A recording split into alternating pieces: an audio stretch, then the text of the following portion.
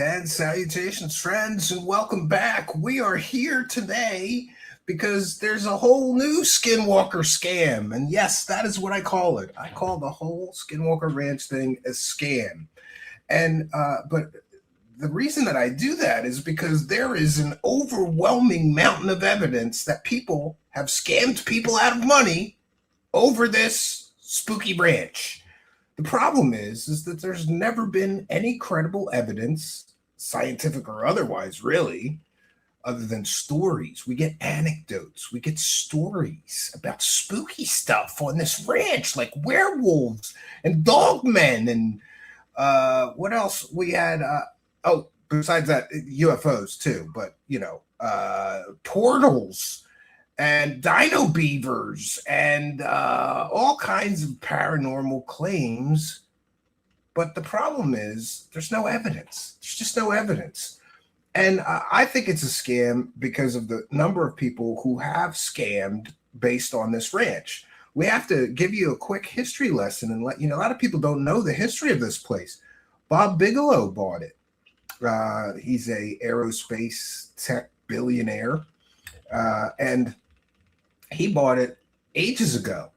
And then he somehow convinced one of his senator friends, Senator Harry Reid, and another senator from Hawaii, into giving him $22 million of government money that they would then use to study the spooky stuff at the ranch.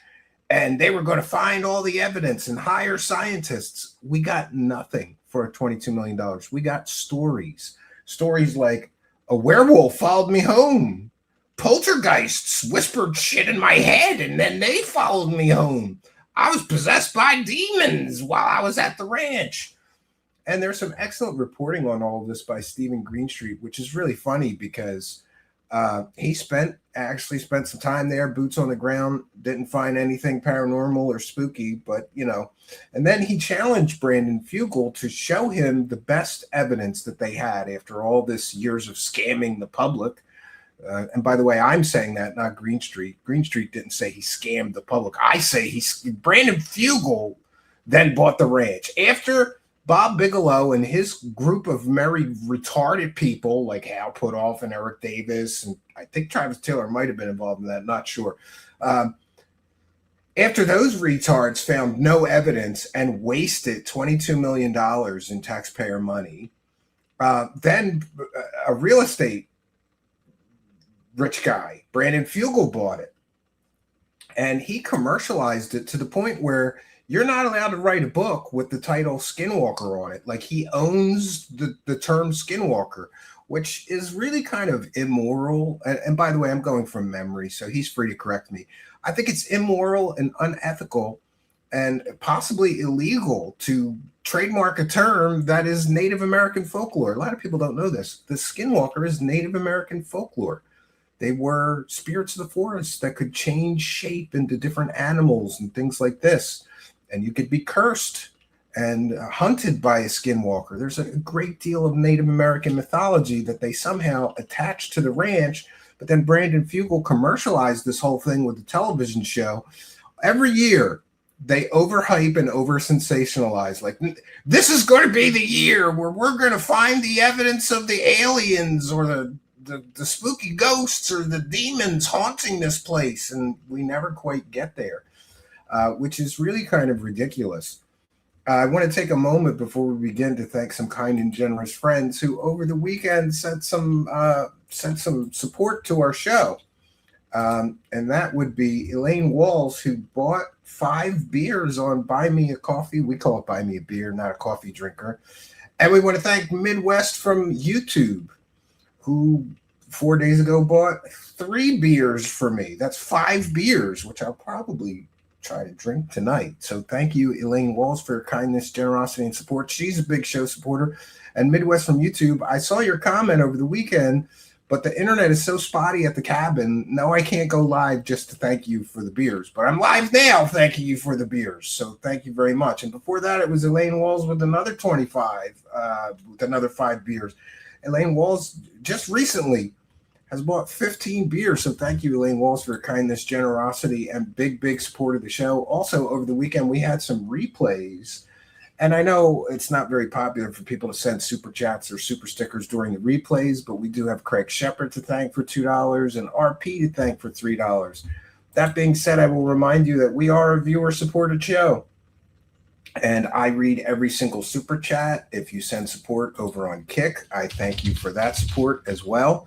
And just a note that recently, I think I mentioned this, recently the software we use, StreamYard, they try to charge me like $875 for the year, which I didn't agree to. The previous year I agreed to pay by the year, but they gave me like a 60 or 70% discount. The full price was too much for me to handle, so I said, no, give me a refund and I'll just pay by the month. But we don't need the advanced plan, so we downgraded, I suppose, which I hate to do, but it's just so expensive now. When I first started using StreamYard, which, I think is good software, but they're going a little crazy with the rate hikes. When I first started using StreamYard, it was $15 a month. Now it's up to $45, and the advanced plan was $25. Now that's up to $85. Like, they're just going crazy, but I get it. They get people so dependent and used to using the software, and then they pretty much got you by the balls, right? I like the replays. They remind me of the stupid crap I forgot and are more relaxed. Yeah, I suppose. But we thank Arlene for being a wonderful moderator in there all weekend. That is some 12-hour videos. Poor Arlene is trying to moderate. We don't need much moderation, but what little we do, Arlene does a great job, and thank her for that. We are back to hot season. I can't broadcast from my office, even with the air conditioner blaring. It's too hot to even sit in there right now. It's like a little attic room. And now I'm in my alternate streaming location, but again, with no air conditioner. Holy, is it hot in here. I almost canceled the show before the show began. But we're gonna fight on through. So back to Skinwalker Ranch, there has been, they make a TV show, and the whole thing is like, now we're this awesome thing is happening on the ranch, and there has been 7 seasons, 83 episodes of that television show. And do you know how much actual evidence that they have produced so far to prove that there's anything paranormal or spooky really happening? Nothing. You get some videos that could be bugs and shit. And then you got Travis Taylor, who's basically retarded. For those unaware, Travis Taylor worked for the government, analyzing UFOs. And those pyramid spaceship UFOs that Jeremy Corbell promoted that were 100% fake, that Mick West busted in 5 minutes of looking at the videos as, an aperture artifact. Travis Taylor is an optical physicist. He's the main scientist at Skinwalker Ranch, and he couldn't figure out that those UFO videos were fake, right? There's only so much UF Grift money to go around, and they're all fighting for it. Skinwalker has a big slice of that pie, says Chunk Station. I agree with you 100%. So I just want to show you some things that we have collected before we get into the main video, which, by the way, is Jesse Michels, my favorite retarded media UFO guy. Jesse Michels is basically, there's only 2 possibilities. Either Jesse Michels is intentionally promoting stories that he knows are fake, or at least evidence-free, or have an awful lot of problems, and not telling his audience these stories might be fake, and there might be a lot of problems with this, or Jesse Michels is retarded. Those are his choices. Either he's an intentional scummy grifter, or he's retarded. Either of those things does not paint Jesse Michels, who, by the way, Theo guy. Yeah, that's who I want to get my alternative knowledge from, a guy who worked for Peter Thiel and probably still does. We'll take a moment to welcome in the Kick Live chat. Don't want to... I mentioned the downgrade. So we can only stream to 3 locations now, and I've decided... forget about Facebook, because they've never paid me after 5 years of uploading videos to Facebook. Never been monetized. They never paid me. I was supposed to be monetized when I started complaining to them, but good luck getting a person. But they still never turned the ads on my shit. And so for 5 years, I made nothing. Thank you, Mark Zuckerberg, you piece of shit billionaire. He needs the money more than me and my family, apparently. I don't know. Gas is $5 a gallon. I think I could use the money, Mark Zuckerberg. You don't care how much gas is. So we'll welcome in the Kick Live chat. We've got a bunch of so with the three stream slots we have, we'll be broadcasting going forward to YouTube, Twitch, and Kick, who are the only three platforms who have paid me for my content. Even though Twitch barely pays me, at least they pay every once in a while. They give me $50. Okay, so it's worth including them. And I'm a big fan of Elon Musk, but that's the same situation. Elon Musk and Mark Zuckerberg have more money than God, but they want me to upload content for free forever, apparently. Corpez is in the live chat saying, "What's up, Steve? What's up, Corpez? Good to see you there." And Chung Station is there, and Glitchless Run, and Diaper Fur, and Pig Monster 220 Real, and Winter Soldier. I want to thank Winter Soldier for a hell yeah. I say I read all the support, but come on, guys. I really don't want to be reading pennies all night. But back to the Skinwalker scam. So we've had 7 seasons of the television show. Season 1, 8 episodes, no real evidence. Season 2, 10 episodes in 2021, still no evidence of real paranormal activity. Season 3, 2022, 11 episodes, still no real evidence. Season 4, 15 episodes, still no real evidence. Season 5, 2024, 14 episodes, still no evidence. Season 6, 2025, 14 episodes, still no evidence. And the latest season, season 7, 14 episodes. The first one premiered May 19th, 2026. It's planned for 14 episodes. Still no evidence. 7 seasons of Brandon Fugal, basically a retarded billionaire who claims there's spooky ghosts and shit and aliens and shit at this ranch he owns. And remember, we've already wasted $22 million. Now the History Channel has pumped hundreds of thousands of dollars. And you can go to Skinwalker Scam live events, which is really kind of funny because they claim there's basically a paranormal contagion at the ranch. And it's called the hitchhiker effect. It could follow you home and mess with you. But the guys that all work there, they do live events where anybody can come and get the contagion. I don't know. It doesn't really make a lot of sense. But there is a great deal of information that I think is worth presenting tonight. Because if you haven't proved any of your previous scams, like the $22 million scam saying there's spooky shit at this ranch, and then Brandon Fugal, you've had 7 seasons to show some evidence of real paranormal activity. 83 episodes, still no evidence. Stephen Greenstreet asked him for the best evidence and got basically nothing. There's no evidence here. And it's not just Brandon Fugal scamming people off of this. There's been many people that were scamming people based on claims of paranormal activity here. One of my favorite grifters, George Knapp, of course, right? He wrote a whole book. And then Corbell and him did a whole documentary where, chasing the Skinwalker or whatever. Skinwalkers at the Pentagon. And George Knapp was asked. Well, first of all, let's show you some of the stories about Skinwalker Ranch that George Knapp was selling retarded people. They come down this dirt road one night and they see two figures, humanoid-looking figures, standing up with their backs to the road and looked like they were smoking cigarettes. They had trench coats on, smoking cigarettes, standing out on the road. These guys figure, what are these fellas up to? So they're pulling up and they go shining their lights on the guys, and they turn around and they were dogs. Yes, he's accepted money to tell these stories at conventions full of other retards that believe him. But this one's my favorite. She saw this standing on 2 legs, a wolf creature, a wolf standing in her yard, its paws crossed like this, leaning on a tree, staring back at her.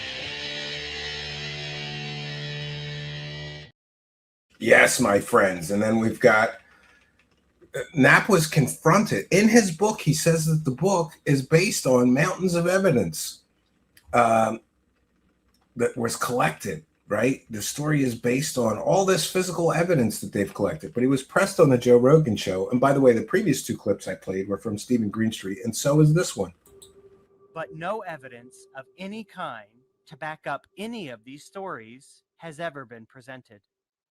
George Knapp, who's built an entire career around stories of UFOs and the paranormal, and who was one of the authors of the Hunt for the Skinwalker book, was asked about evidence on the Joe Rogan show. Because they weren't there Is with there cameras. any evidence?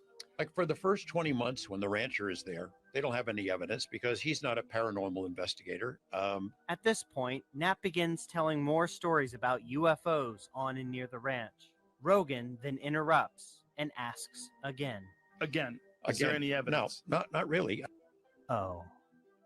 If you're looking for physical evidence and solid proof, and they don't have it. Oh. Knapp saying there's no proof or evidence is quite strange, considering the book Knapp co-authored says this: "We obtained an intriguing body of physical evidence to support many of the accounts described in the book." Okay, so where is that intriguing body of physical evidence? There is none. There's no evidence. People make claims. You know, anybody can say things. 1 second here. But my favorite part of the Skinwalker scam is somebody called Travis Taylor, who is basically like a redneck that somehow got a science degree. That's the best way I could describe him. He's literally like a hillbilly redneck, you know, and he's been on several different television shows. He worked for the UAPTF, the UAP task force for the Pentagon, and he couldn't identify very obvious hoaxes as hoaxes. He's kind of a true believer, and he believes in aliens. And the whole thing with him being like the lead scientist on this TV show and for the Skinwalker Ranch, people making the claims, is kind of ridiculous. Watch.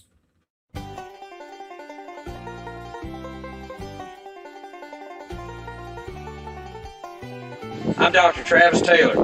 I'm a subject matter expert in space defense, asymmetric warfare, rocket science, and alien invasions.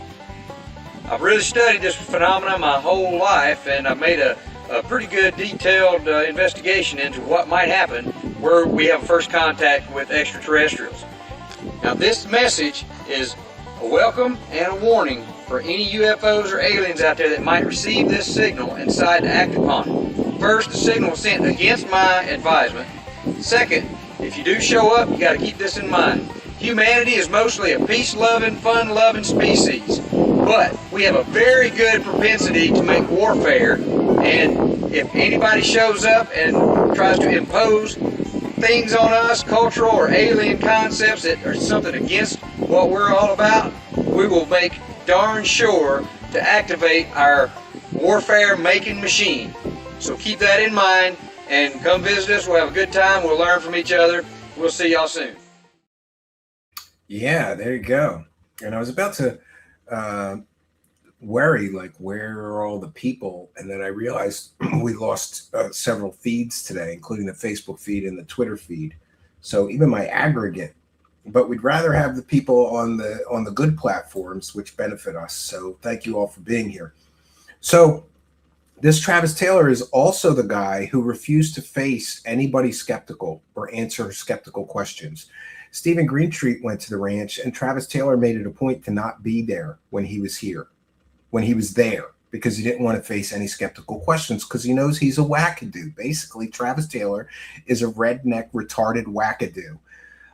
And it's interesting that several times on the show, he has revealed what a wackadoo he is, such as one time saying that a bug flying in front of a camera was an alien spaceship doing 30,000 miles an hour.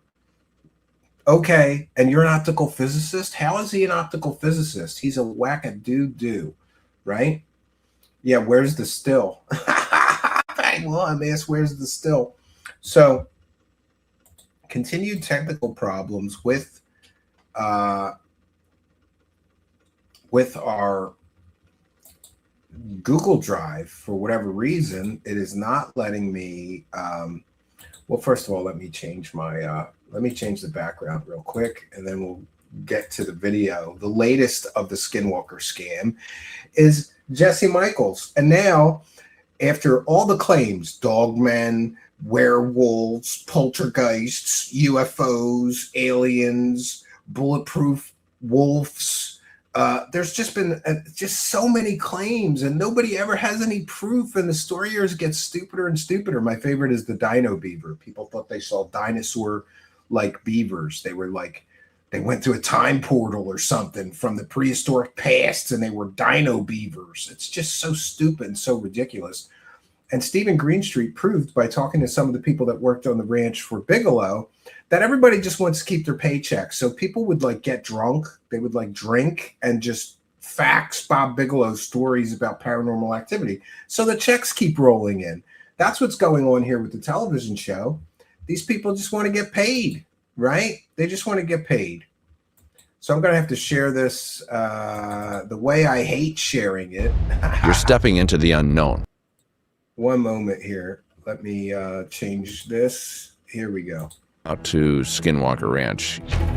My wife and Ooh, so spooky music. Look, I got a spooky gate, right? I will never allow any of our children to set foot on the property. Brandon Fugal is the owner of Skinwalker Ranch. It is the epicenter of all sorts of paranormal activity. That was a moth. They just showed a picture. They just showed a video of a moth. That's their proof that there's paranormal stuff. It's not the epicenter of paranormal activity. It's the epicenter of paranormal bullshit. You've had 7 seasons to show us the goods, Brandon Fugal, you retarded billionaire. Can't you come up with something better to do with your money? It's ridiculous. UFO. Oh, by the way, we'll put our fair use banner up. This is a transformative work. What happened to my banners? All my banners are going. Oh, no, example banner. There we go. I don't know. Listen, when you don't pay your software, they mess with stuff. And then even when you pay them, it's hard to find it again. So this is a transformative work. We're educating the public. We're critiquing the video that we're sharing. This is covered under fair use and is certainly allowable by law. Jesse Michael uses other people's shit all the time under fair use. So please no fake copyright claims. I don't have time for nonsense legal paperwork today. So yeah. But good lawyer letters are standing by. This is fair use. Related activity. Holy, right there. It came right out of the mesa. Yeah, look at this. Microwave range, and there's a specific signal that you. Such It's been with Kristen for, I don't know, 8. Such a sensationalized, stupid way to market this. Like, there's always cliffhangers. Like they shoot a rocket up and like, oh my God, look what happened. And then they cut to a commercial. One of my neighbors at the cabin watches that show. And one time I was there having a couple of beers at his house and we were watching, and I couldn't believe how this show is basically for retarded people. 8+ years. And so there were a couple of other things that happened, objects that were moved.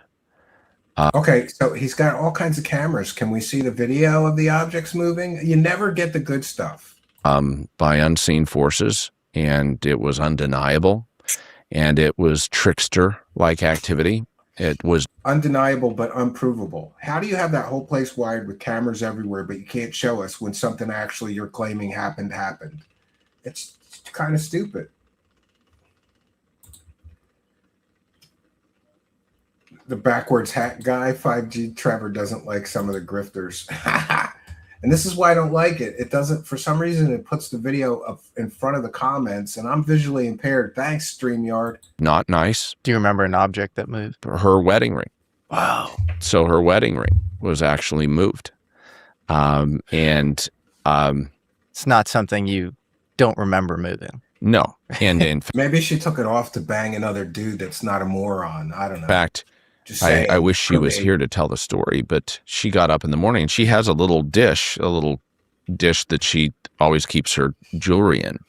Yep, there on everybody her favorite. dresser, and every night takes off her jewelry and everything else. Well, she got up the next morning, got ready, and the ring was gone.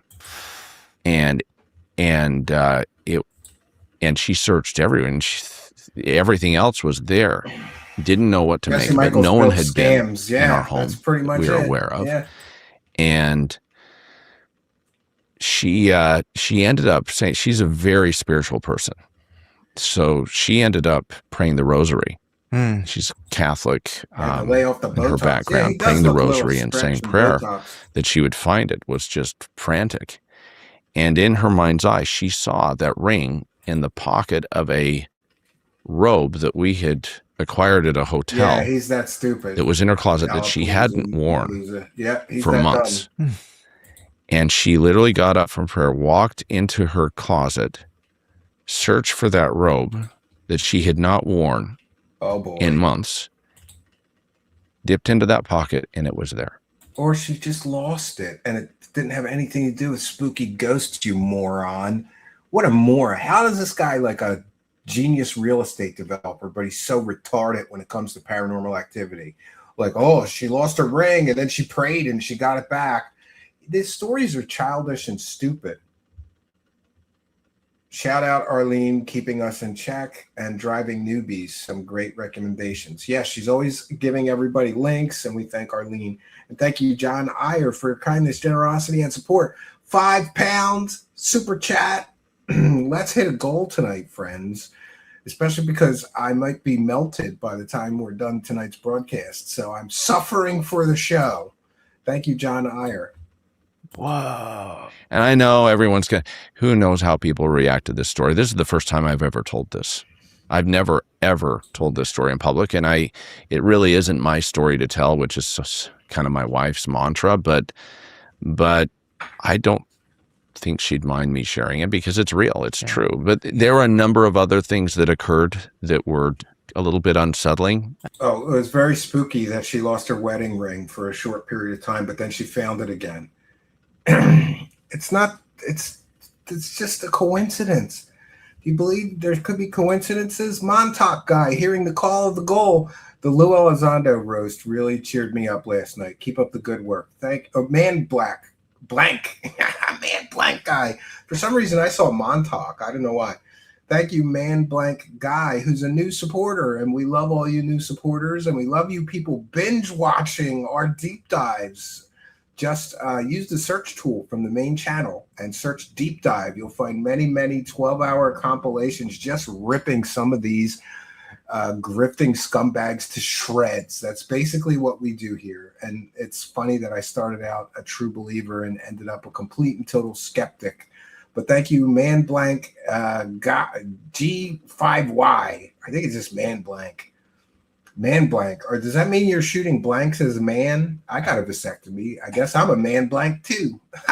Thank you, Man Blank, for your kindness, generosity, and big support of the show. And we've got David Wilcox and Ollie, who's been a member for 14 months, Nicole Memorial, and he just sits there grinning moron Ali. Yeah, I guess so. But thank you, 14 months of support. We love you, members. And thank you, David Wilcox and Ollie, for the recent PayPal pledge. I'll be checking in with the PayPal pledges, which we have an urgent need for PayPal funds because I got to pay Spooky. I paid Spooky for the graphics, but I got to pay Spooky for a video editing project, and I'm a little short. So thanks to all you PayPal pledgers. And thank you, David Wilcox and Ollie, 14 months of support. Any disturbing orbs or so she ended up having the house blessed, had someone come, a spiritual person come and sage the house, and it went away. Whoa. It abruptly left. The dog. Again, this could be another coincidence. The fact that he's ascribing paranormal activity to these things just shows how biased he is. Like a normal person would go, yeah, I mean, it's a little crazy. Could be a coincidence, or it could be, shape-shifting skinwalker demons attacking our house. Like a normal person would be a little more rational and not see. He sees every coincidence as related to the scam he's been trying to sell for 7 years now. Still no evidence. Went back to its normal routine, and we haven't had anything since. But Thank God. It was that night and followed for weeks. Now, others on my team who've had the hitchhiker effect manifest have had much more unfortunate circumstances. I mean, they've had family members that have come to harm. They've had their security go crazy. I mean, and a lot of this isn't just tales. These aren't just anecdotal accounts. There's data. Where is the data? They never release the data. They always claim they have all this evidence, just like George Knapp. This book is based on a mountain of evidence. Well, is there any evidence? No, not really. Not really. Same for Fugal. Like, where is the data? Most stark examples. Thomas Winterton. One day I decided to do some digging, And again, And then this is another thing that could just be a coincidence. Somebody was digging at Skinwalker Ranch, and then suddenly they had a medical event happen. Do you know, I was building a cabin in the woods, and I suddenly had a brain aneurysm. Things happen. Medical things happen, even when you're doing things. The fact that, like I said, it's a little convenient. Anything happens, and it's like, oh, it must be the Skinwalker, right? Can we at least get a crumb of evidence, Monsieur? Yeah. Jesse Michaels' body language gives the scam away. I agree. This is scammy. And the fact that Jesse Michaels is here to sell the latest big sensational claim, which, by the way, is there's a UFO under the Skinwalker Ranch, but they're going to dig it up. And I'm sure we're going to see an alien spaceship when they're done. Bullshit. It's another over-sensationalized, overhyped claim that Brandon Fugal will never, ever show any proof for. 3 days after, I noticed that I had a goose egg on the back of my head. My scalp separated from my skull. The pain is so excruciating. I've never felt anything like it before in my life. And not only was he hospitalized with an illness, with injuries that threatened his life that remain unexplained. I mean, the only thing that could explain his injuries is some type of beam energy device that irradiated the back of his head. But beyond that, as he... Yeah, or he could have been digging and there was some uranium or something radioactive that made him sick. There could be 100 perfectly valid scientific explanations for his injury or whatever his medical condition was. But these guys don't even entertain the possibility of that. They go right to the spooky Skinwalker explanation. He's continued to forcefully help us try to get the answers and manage that ranch for me. I mean, he's been with me for over 10 years. Since April I'm here to of cause 2016, shortly after I bought the ranch, I engaged him. Thomas has had things happen in his home upon returning from Skinwalker Ranch. I mean, we're talking about his automotive vehicles all of a sudden go haywire and crazy. Yeah, because cars never just all of a sudden stop working. That's never happened in the history of automobiles. It must be a Skinwalker related event. Come on, Brandon Fugal. Stop reaching. Put up the best evidence you have. You've been studying this ranch for what, 10 years now? You don't have any data to show us, any real evidence? But hey, you could get behind a paywall and get bonus material too. That's another part of the scam. Security breached, fires started. I'm now breaking my wife's rule. It's not my story to tell. But Tom. One moment there. Stuckelberg's dog, an alien head on the ranch gate tells you everything you need to know about the seriousness of the research inside. That is correct. That is correct. It's just so stupid. Like, of course, they put an alien head on this thing. Like, let's really sell it to stupid people and morons, right? But thank you, Stuckelberg's dog, who is a big, big show supporter and has been for some time, always throwing a couple bucks in our hat to keep us busting these scams and these scammers. Thank you, Stuckelberg's dog, for your kindness, generosity, and big support of the show. I don't think he would have a problem going on record in stating that he and so many others have actually documented. We're talking about not just witness, but they have documented with camera surveillance and other. Great, then show us it, because your TV show is a joke, Brandon Fugal. There means the reality of the hitchhiker effect. And by the way, for those unaware, the hitchhiker, it's supposed to be a spooky spirit or something that follows you home if you visit Skinwalker Ranch. But yet, Brandon Fugal gives tours to celebrities like Trent Reznor of Nine Inch Nails, who, by the way, I'm a huge fan of Trent Reznor. But Trent Reznor and his wife got helicoptered into the ranch. Does that mean that Trent Reznor is haunted by a Skinwalker? Right? That it's real. And that's why he does have a song, Haunted. Maybe that's about Skinwalker Ranch. Why don't you throw that in there, Brandon? You have to be very cautious. You have to be humble and reverent when tackling these topics, because we're dealing with forces that are unknown and, frankly, far beyond our capability. I mean, whatever. By the way, I openly challenge Brandon Fugal to let me go to that ranch. I'll bring all kinds of my equipment and we'll see if we document anything. And I would, I'll do a full week there. I got camping gear and I got, cameras and magnetometers and Geiger I got all kinds of science equipment, Brandon Fugal. I'll go there and see if I document anything. 7 days. I'll skywatch every night. He won't let somebody that's skeptical ever again near that place because he let one person, Stephen Greenstreet, there. And Greenstreet is skeptical, and he ripped Brandon Fugal to shreds to the point where they still hate each other's guts today. Whoever we're dealing with has the ability to manipulate equipment, reprogram very, very sophisticated closed systems. And also, even I think, I want to thank Winter Soldier over on Kick, who just said a full send, 100 kicks. That's worth reading. Thank you, Winter Soldier. Thank you for your kindness, generosity, and support. We love the Kick support, but I barely got a Kick paycheck this month. So you Kick Brokies got to step it up a notch. Winter Soldier is showing you the way. That's a perfect example. Don't send 1 kick or 5. Send 100 or 10,000 kicks. Thank you, Winter Soldier.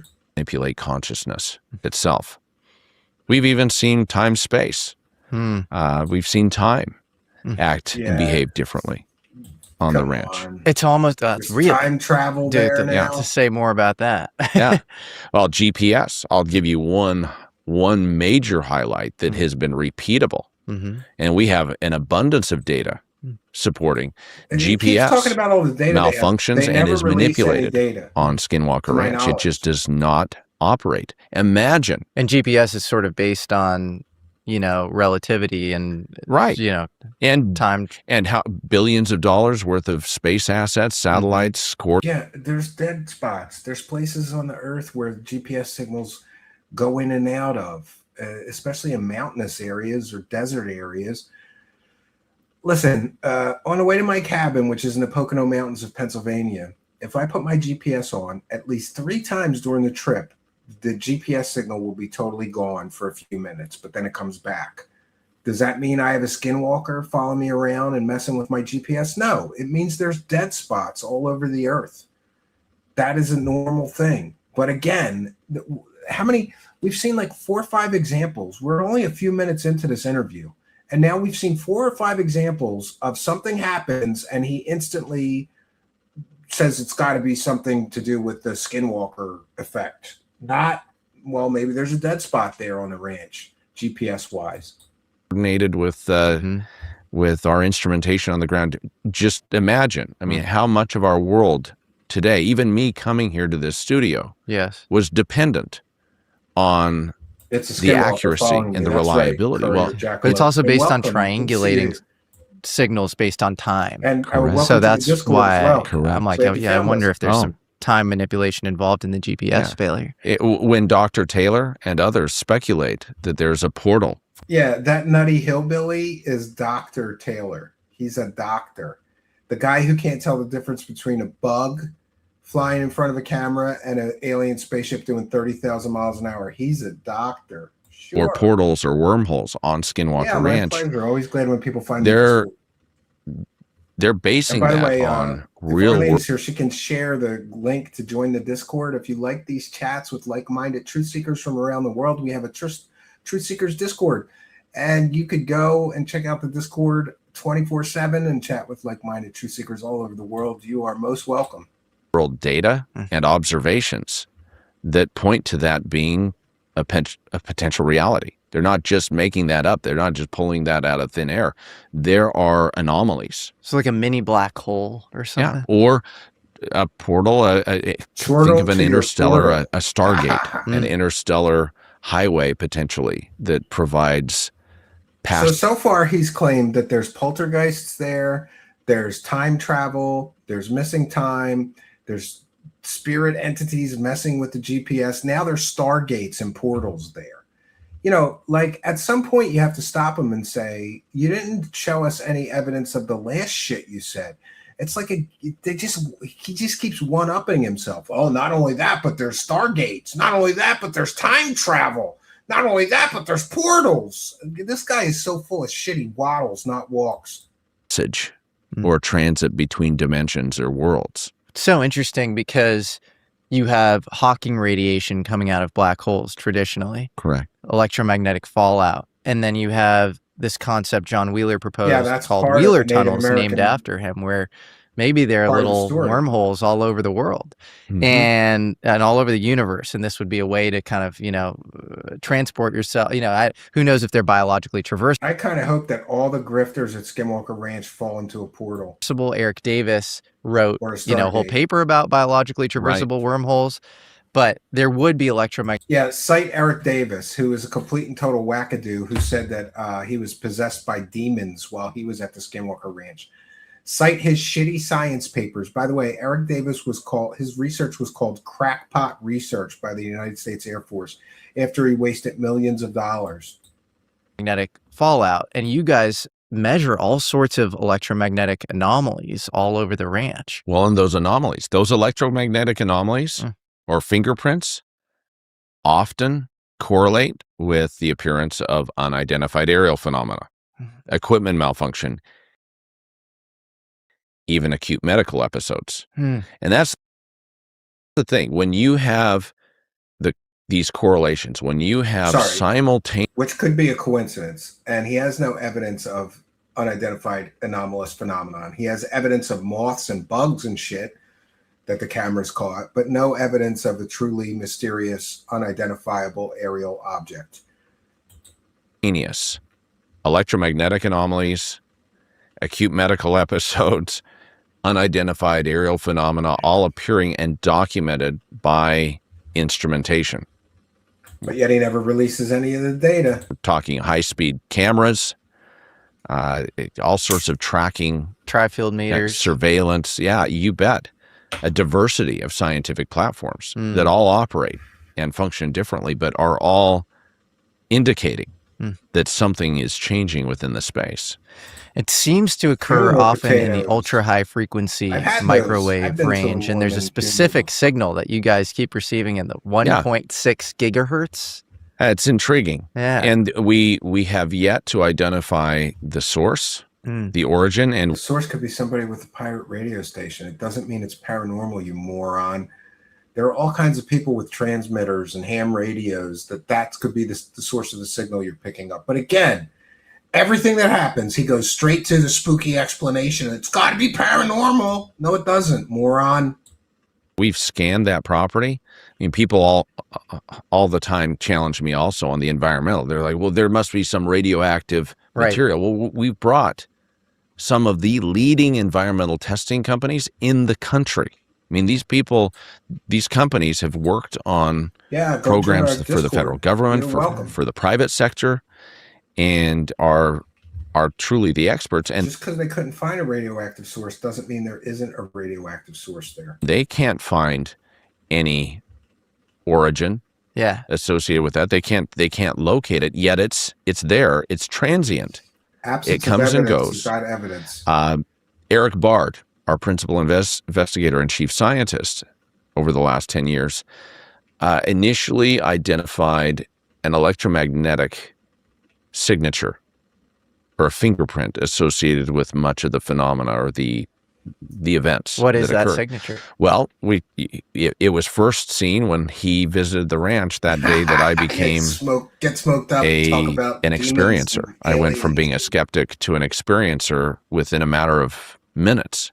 He's pointing up ahead, and I look to exactly where he's pointing, straight ahead of us above the mesa, and there is literally a silver grayish disc-like object. Wait, but they have all these cameras, so why do they have to use CGI to show you the object? Why can't they show you the object in a real film, a real video that they took? You see what I mean? It's like, oh, all these incredible things happen. Well, you got the place wired with all these cameras. Show us. Don't tell us. They always have to tell you, and then they show you CGI bullshit. About 100 feet above the mesa, just sitting there, suspended in the air. And on that day, the equipment started malfunctioning. Smartphones started behaving strangely, and he was able to later replicate those anomalies by focusing intense electromagnetic force using a large magnet, a neodymium magnet, in order to actually repeat the effect, the experiment, which is both exciting Too many and troubling. questions, That was covered in our first season of our docuseries in real time. In fact, he brought out the case, with this dangerous magnet. You don't want to those be are exposed super to. dangerous. Those will rip through your body if they're on either side. He didn't have a phone and he on him? demonstrated the He had a effect. And a phone. lot of people, it went over everyone's head. Saw I an would say alien it went over spaceship and he didn't 99% take a of people's picture? heads. I They call didn't. They were like, bullshit. "Oh, well, that's dumb," or that doesn't, that isn't a flying saucer dropping down in the middle of a field right behind the command center. But it was so profound. It helps us understand. It's a, when Bob Lazar was given, this craft to work on, it was like, how do you parallel engineer? Not how do you reverse engineer it?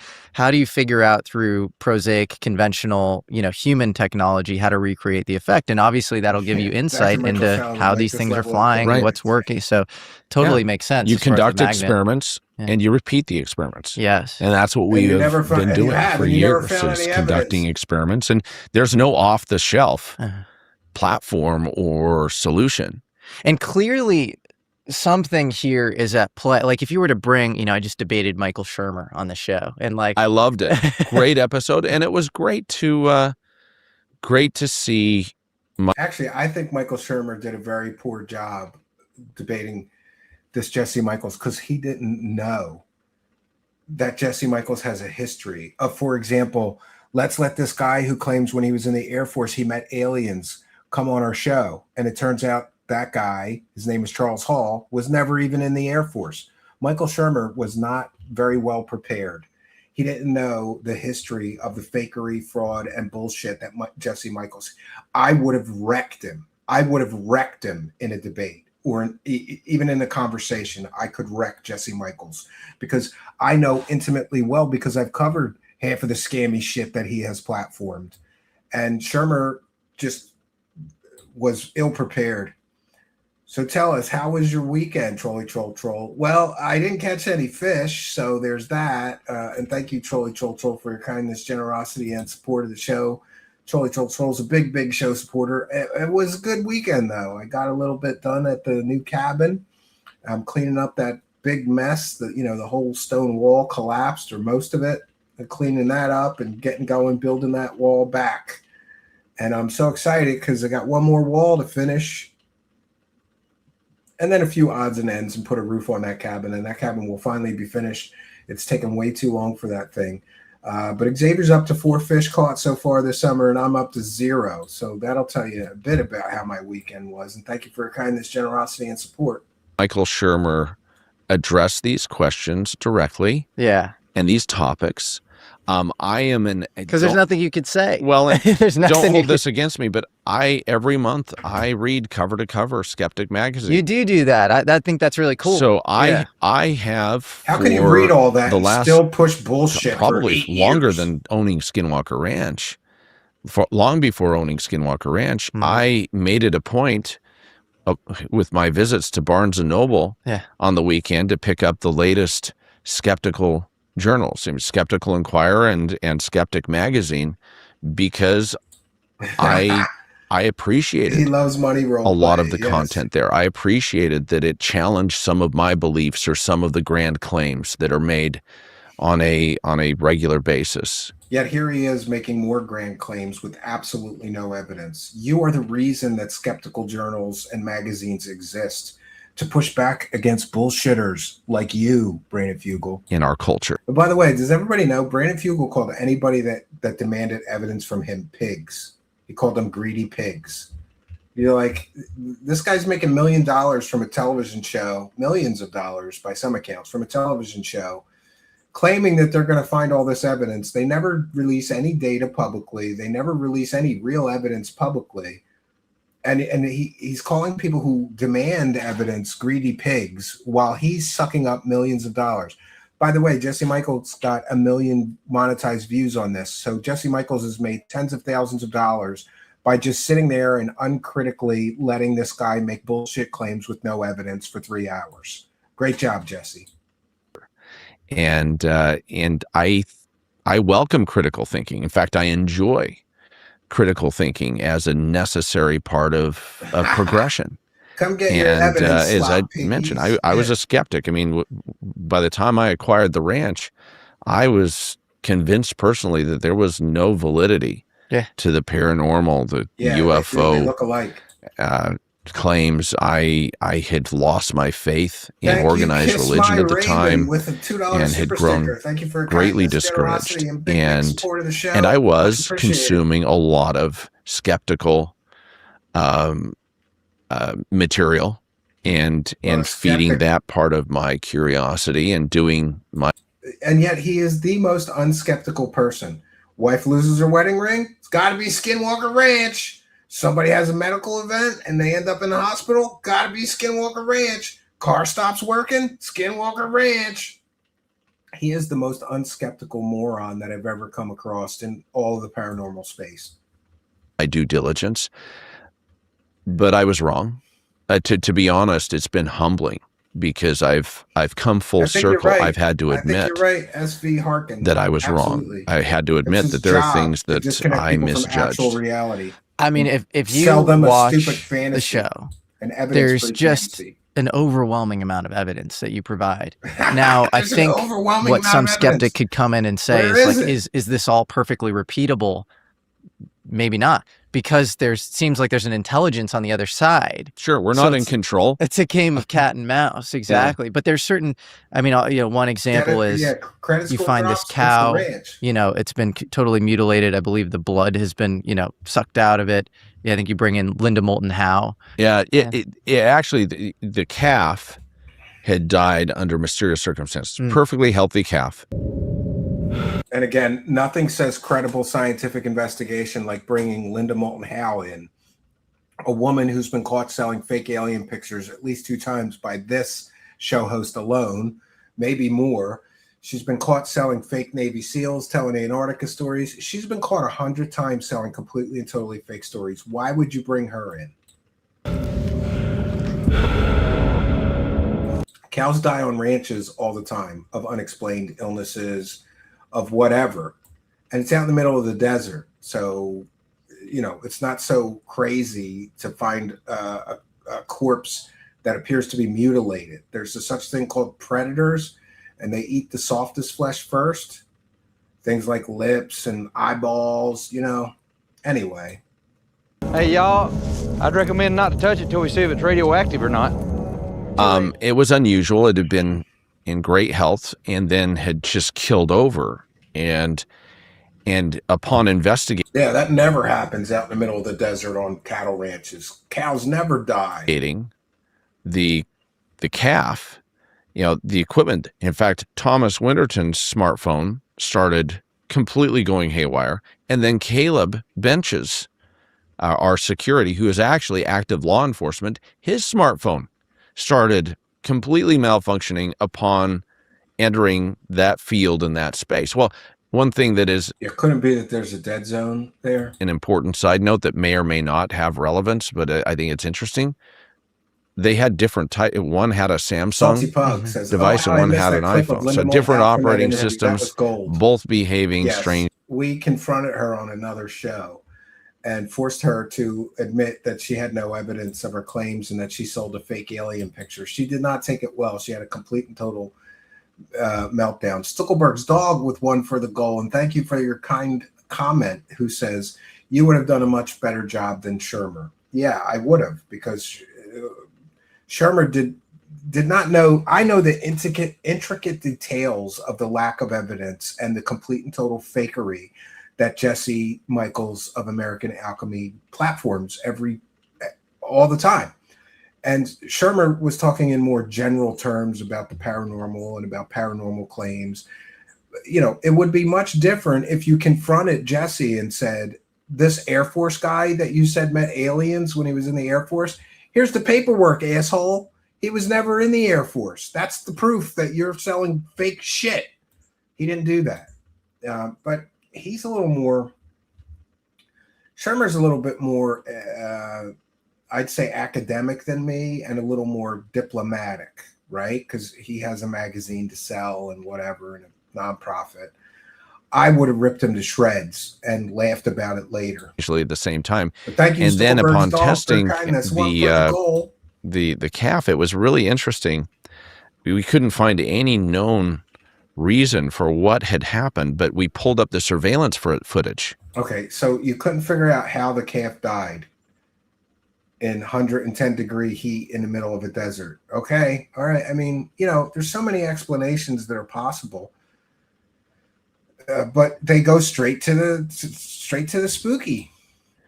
To find out what happened, at what time did it collapse? Did it go down? And was there anyone there? Was there any person that was involved, or another animal? What may have led to it? And we captured on camera an object. I can't help but also notice that there's something happening here.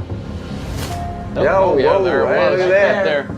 The moment that object appeared above the cow was reacting.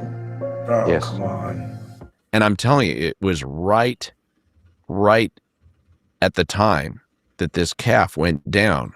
Here's the just south, just footsteps from Homestead 1 from the command center. That's a good example where it's like that object isn't one of your drones. You know what I mean? No, and it's moving. Correct, I mean, we had several frames of it. It's not a bug. I mean, we had several high-speed camera experts take a look at it.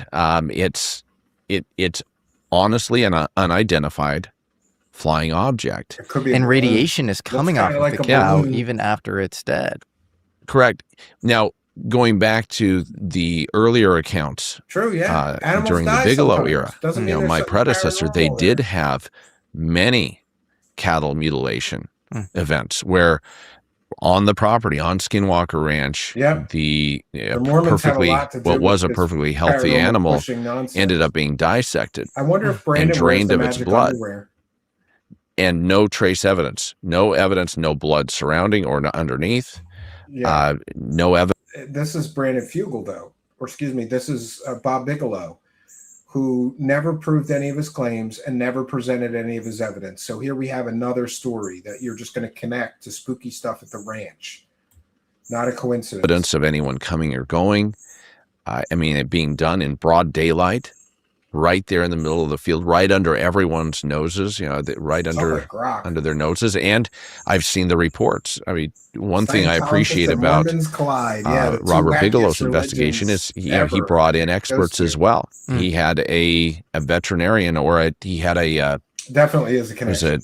He was an expert, a Dr. Onett, who actually was brought in immediately to conduct a necropsy on the animals and was on call and provided an extensive analysis. And the animals seem inedible. They're obviously scavenger animals that generally, would eat the carcass of a dead animal. And some of these animals seem just untouched and they don't decay in normal ways. You have a biologist, Ben Woodruff, who documents a lot of this stuff. Oh, yeah. That's the thing. The rate of decay and decomposition on Skinwalker Ranch is dramatically different than anything that has been observed in nature typically. And what do you attribute that to? That's so strange.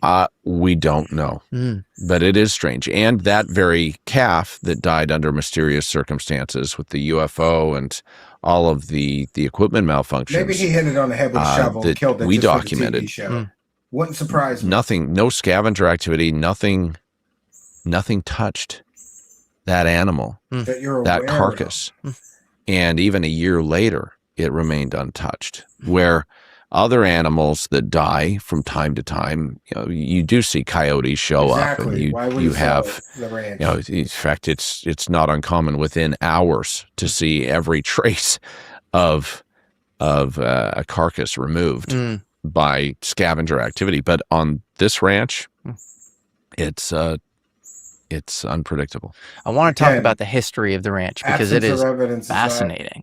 So let's go back to, it says you went to Basin. It's on the eastern side of Utah, right? Yeah, northeastern Utah. Northeastern Utah. Let's go back to this conflict between the Navajo and the Utes. Can you describe this and why it's so kind of essential to the story here? Yeah, you gotta mix in Native American mythology to try to explain why it's so spooky and paranormal. Well, the Navajo and the Utes had conflict, and the Utes were siding with the government, with the United States government. The Utes were even selling the Navajo into slavery. That's cool, street thing. At that point. And as we've been told, the Navajo ended up being driven away and right? cursed the property. There was a curse placed on this property. In fact, for generations, the ridge, the Mesa Plateau that runs the expanse of the property from east-west, that has been a large focus of our investigation the last few years. Yeah, I kind of get that a lot. We have Sour Bacamar 8040 with 40. What is that? 40 what? I don't know what that is.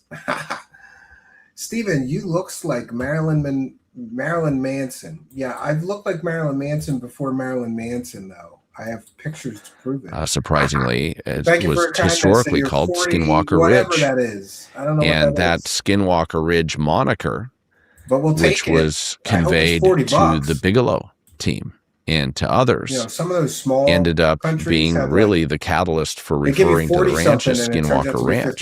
So Skinwalker Ranch derives its name not only from the Native American curse, but the ridge that runs across the property and the lore surrounding it, stating that this property was cursed to be forever in the path of the Skinwalker, that this is where these demonic shape-shifting figures would be essentially sequestered, that this would be their dwelling place. And it was funny, the first day I saw this ranch, when I came out to inspect it in tandem with closing on the acquisition back in 2016, I dropped down on the helicopter, and the first time I saw it was coming in from the air, and I was awestruck at the beauty. I mean, just the beauty of this huge, expansive Red Rock Mesa Plateau and waterways that cut through the property, these old homesteads that are kind of hidden in clusters of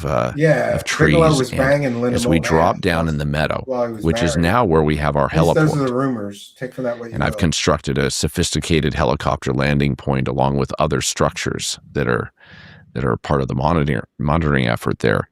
Bigelow Security walks out, greets us. Yeah, 40 rupees. But we thank everybody for their kindness. Right there at the ready. Thank you for your kindness. And proceeds to give us an initial tour of the perimeter of the property. Well, Jesse, one of the most ominous indications that there was something different about this property. Sour Bacamar, do you know where the Lotus Temple is in India? It's on my bucket list. I have to visit that temple before I die. The most beautiful temple in the world, I think, is the Lotus Temple. And it's in India. And I was once going to India, and I was going to go, and something happened, and I wasn't able to go. Paperwork problem. I couldn't get a visa. And I was very disappointed because I was going to go visit that temple. One moment here. We have Anime Chris has been a member for 11 months. So if they are demonic shapeshifter aliens there, why would you let these idiots live but kill the cows? You'd think you'd kill them too. It was the fact that there were these carcasses, there were these animal parts hanging from the fence line. It's just stories. And it was kind of gross, to be honest with you. I was like, what? Why and I asked Bigelow Security, I said, what is the nature of this stuff that's hanging from the fence line? It looks like body parts. It looks like the animal carcasses. And he says, yeah, the Native Americans have been hanging these and blessing these animal bladders to keep the demonic activity on this property and off their property. Whoa. That's gross. 3 of 4 sides of this property, they're bounded by Native American tribal. It was like these were like offerings. Yeah, they're hanging and blessed to actually form a spiritual wild perimeter. And to this day, if you meet anybody from the Navajo tribe and you bring up skinwalkers, they'll often say, "Don't go there." Well, they don't even want to utter the word. They don't want to speak about skinwalkers. I mean, when I purchased the property, I was told by several local leaders that their people have been told not even to look the Skinwalker Ranch is in direction Utah. of this property for generations, It's in Utah. for fear that Uintah phenomena would County. follow them, for fear that it would Nearest attach town is Ballard, and Utah. follow them. Damn. So to see mythology or lore turn into reality and actual Could data be, points, Anime Chris, yeah. documented data points today, really indicating there's a reality to the hitchhiker effect. There is a reality to the fact that the phenomena does follow, it does attach itself to those at times who visit the property that are involved No proof of any of these with claims. this effort. It's sobering. So did you experience the hitchhiker effect? So what? I did. So you came out. And a lot of the people who claim to experience this hitchhiker effect are basically wackadoos. Like Eric Davis, who says he was possessed by demons while he was there. Like Bob Bigelow, who says a demon followed him home and killed his wife. She died of cancer, natural causes. A lot of the people who claim that they've experienced this hitchhiker effect are, let's just say, fantasy-prone, retarded people that are basically wackadoos, so they have a predisposition to believe the mythology and make claims after they visit the ranch. Normal people who visit the ranch that aren't super new age, wackadoo, alien, UFO fans don't experience the same thing. That alone proves that the Skinwalker supposed hitchhiker effect is in the imagination of many. Flew you out to Skinwalker in the helicopter, very gracious, and it was amazing fun. Time. Great to give you a briefing. We've had some of your associates in your professional life that came out for a briefing as well, and it was like fun. Peter Thiel was there to actually brief them and have their eyes on the data. Yeah. What happened? We've never been able to catch up and talk about this. Something that constantly comes up with the whistleblowers I have on this show is the... Isn't it great? He's showing a whistleblower. Wait. Indicating there is a... automatically rotates your... I asked Bigelow Security, I said, what's... We got to find that, because that's funny. It was fun to actually brief them and have their eyes on the data. Yeah. What happened? We've never been able to catch up and talk about this. Something that... This is great. So he's going to say some of the whistleblowers we've had on our show, and guess who he shows? The fraud Charles Hall, the fake Air Force veteran. Constantly comes up with the whistle. He calls this guy a whistleblower. This guy, Charles Hall, has written 3-4 books claiming that when he was in the Air Force, he met aliens and all this other bullshit, fake stories, evidence-free, fantastic claims. But we checked with the National Personnel Record Center, and it turns out that Charles Hall was never in the Air Force. So here he is claiming this guy is a whistleblower. No, he's a bullshitter, Jesse Michels. You don't have real whistleblowers, because real whistleblowers would have evidence, you moron. You have fantasy-prone people telling fantastic, evidence-free stories, and then it turns out when you actually research the people, their whole history and claimed credentials fall apart. Charles Hall was never in the Air Force. He's not a whistleblower. He's a bullshitter. Whistleblowers I have on this show is the importance of personal privacy. And here's another one, Michael Herrera. This is the guy who claimed all kinds of shit, and then his commanding officer was interviewed on Vettit's show, of all things, and said that he made up the whole story. Nothing like that ever happened. You got to love this guy making up. He's trying to sell you a product by acting like he's in touch with all these government whistleblowers. He platforms bullshitters. You know, honestly was coming in somewhat skeptical. Yeah, he's as skeptical as they come. You platform bullshitters on every show you do. You're not skeptical. Just met Lou Elizondo, who was like, you need to pray before you go. And I've heard that from a couple other people. You need to go in with reverence. And I was like, I'll be fine. I still went through the motions, but it was probably, to be a little more vulnerable and introspective. It was at a time in my life where I was probably getting a little ahead of my skis. I was, very interested in investing and making money. And I had these two sides of myself, the nature of reality side and then this like, just Well, he's wanting lost the to, nature of reality. climb the ladder. I was very ambitious, and they were very kind of compartmentalized. And I think I was probably kind of, shoving this in the trunk, and I wasn't probably giving it its proper due, and they weren't fully integrated. I still want to visit there. And so I'm sure there was some part of me that was, had a little ego, and I know. Well, as I still it's hard do, not but, to like, be enthusiastic and to get. I have to check myself every day. Yes. Because I'm a driven person. Totally. Anyways, it's sorry to interject. I totally understand. It's the classic kind of, plight of man as you're so curious and you want to. Guy who sells fake spooky stories went to the ranch and experienced spooky things, right? Years. And it was very, very strange. And then he came in within sight. I see him out in the distance standing fully upright in the back of this UTV that we had all traveled in out there. And as I continued to walk toward him, I yelled his name, and it was that weird sensation. I remember it was like this, very similar to like yelling underwater. And by the time I came up to him, after shouting his name a couple of times, all of a sudden, instantaneously, right within getting within feet of him, all of the sound came, all the ambient noise, everything returned, and his eyes fluttered open. And he looks down at me, and he says, "Whoa, that was weird." And more spooky stories. What was weird? What's happened? What have you been doing? And he says, "Well, how long have I been here?" And I said, "Well, we all got out. We haven't seen you for the last 10 minutes." And he proceeds to relate that when we all got out of the vehicle, he stood up and was frozen, was unable to move, couldn't open his mouth, couldn't move his head, and everything went black. And I want to thank Anime Chris for his kindness, generosity, and support of the show.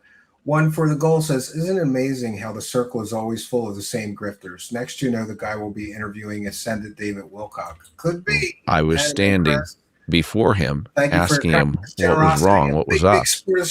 And he was shaking his head saying, "Well, that was weird." And I said, "Has this ever happened to you? Is this something that you've experienced before in your life?" He said, "No."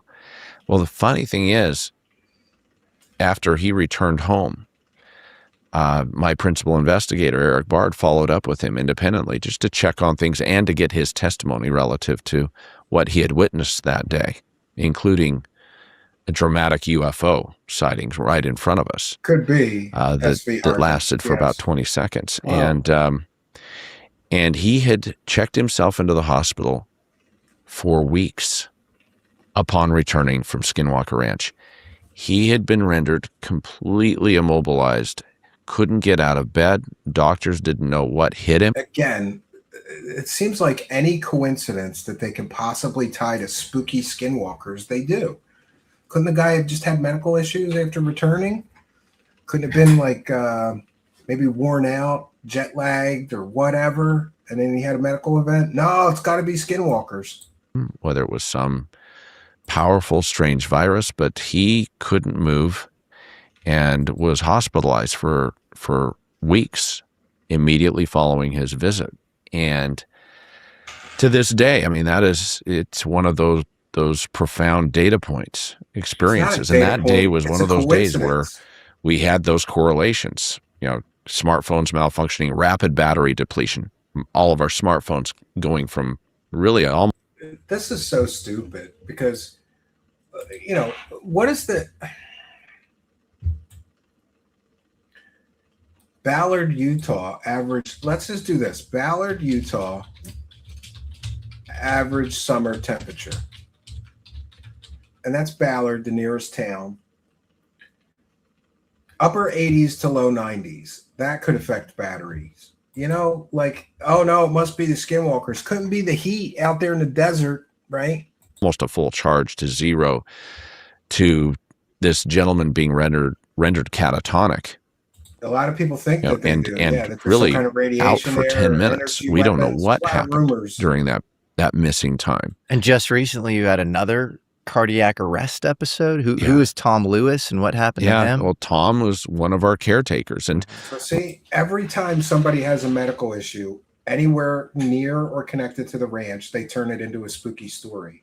Sorry, that could also be a coincidence. When we were, simultaneous with actual drilling activity, there below the mesa, right as they were commencing drilling, and that signal, that 1.6 gigahertz signal appeared, all of a sudden, our caretaker ends up being brought to his knees, has to be run to the airport, or not, run to the doctor, to the hospital.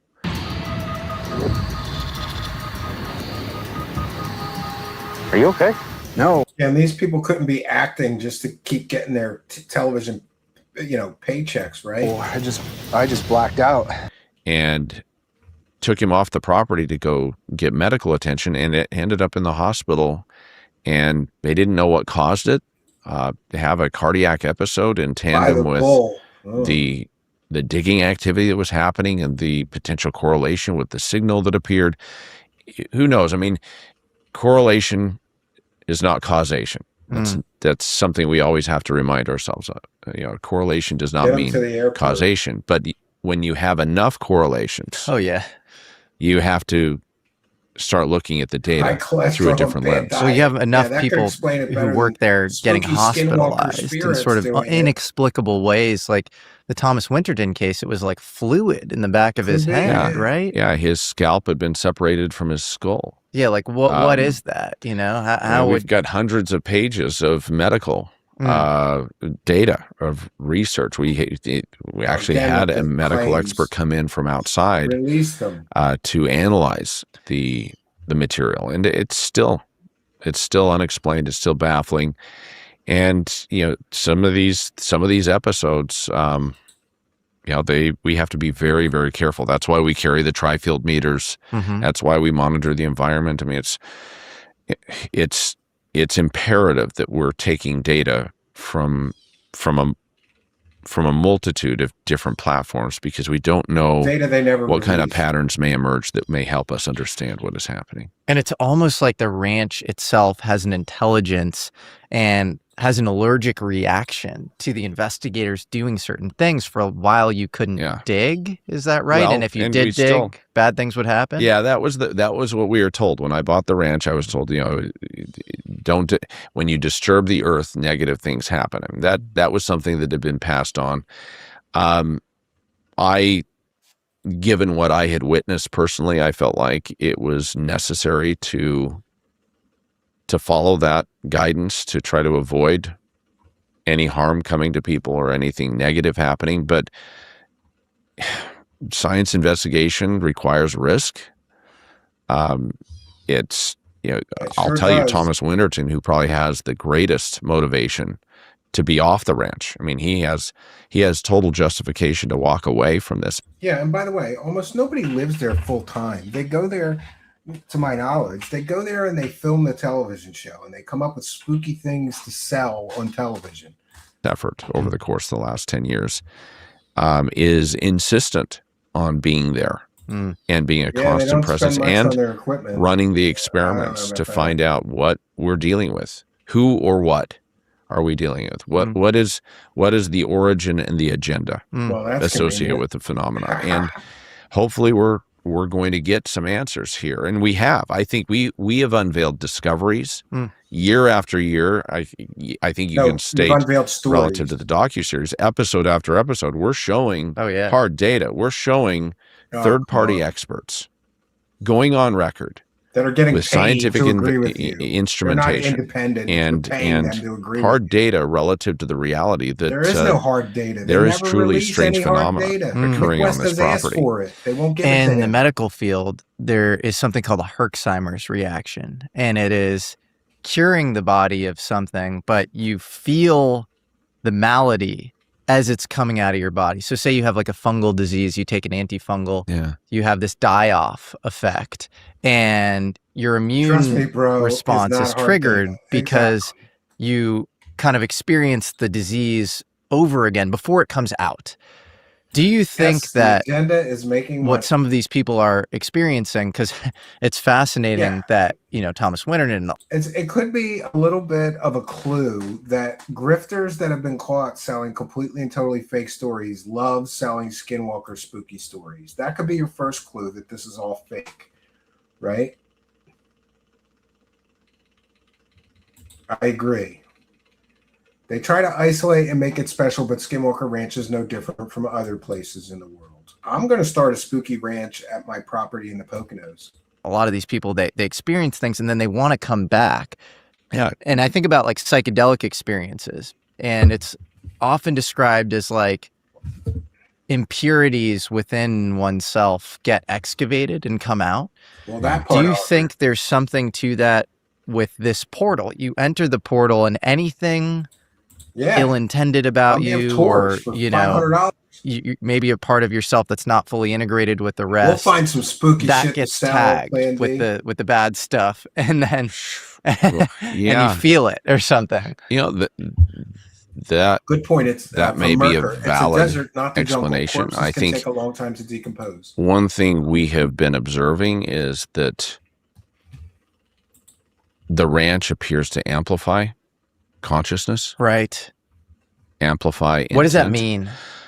Heighten your senses. I think it amplifies intent. I mean, those who bring positive have at times said that they felt very positive things happen. Those who bring negative activity or a negative adversarial attitude end up having that visited upon them or that amplified on the property. That's what they call psychedelics, non-specific amplifiers. What's an example of a positive thing? Oh, we've had some. I mean, one of our most controversial figures on the ranch is, of course, my head of security for years, Dragon. Yes. Bryant Dragon Arnold. And he's my old mission companion. We served Mormon mission together. He was my trainer for months, my first companion in the field. And we've been good friends. I do. I think they butt for banged. over 30 years as a result of that bonding experience. But Dragon, who lost his father and his missed his dad, who was his mentor, I think he's had experiences on the property where he's felt his father's presence, where he's felt that in a positive way. It was funny. Dragon was one of that could happen to people anywhere they're at geographically after the loss of a loved one. I swore I had to clean out my father's workshop after he died, and I felt his presence, but it could have just been nostalgia because I was going through his tools and a lot of his things he'd collected over the years that were in his workshop. I felt my father's presence. Was that paranormal? Or is that a normal human feeling that some of us get at times? Those for years that didn't see anything, experience anything. He felt like he was repellent to the phenomena, which was interesting. We all would joke about it. And of course, everything comes. Ultimately, you spend enough time there and things happen in the environment that shift you from being a skeptic. If you spend enough time anywhere, things happen. I'm sorry. I hate to be so militantly skeptical about this, but come on, Brandon Fugal. You've had 7 years to prove there's something paranormal going on there, and you haven't proven that at all. You haven't even come close to proving paranormal.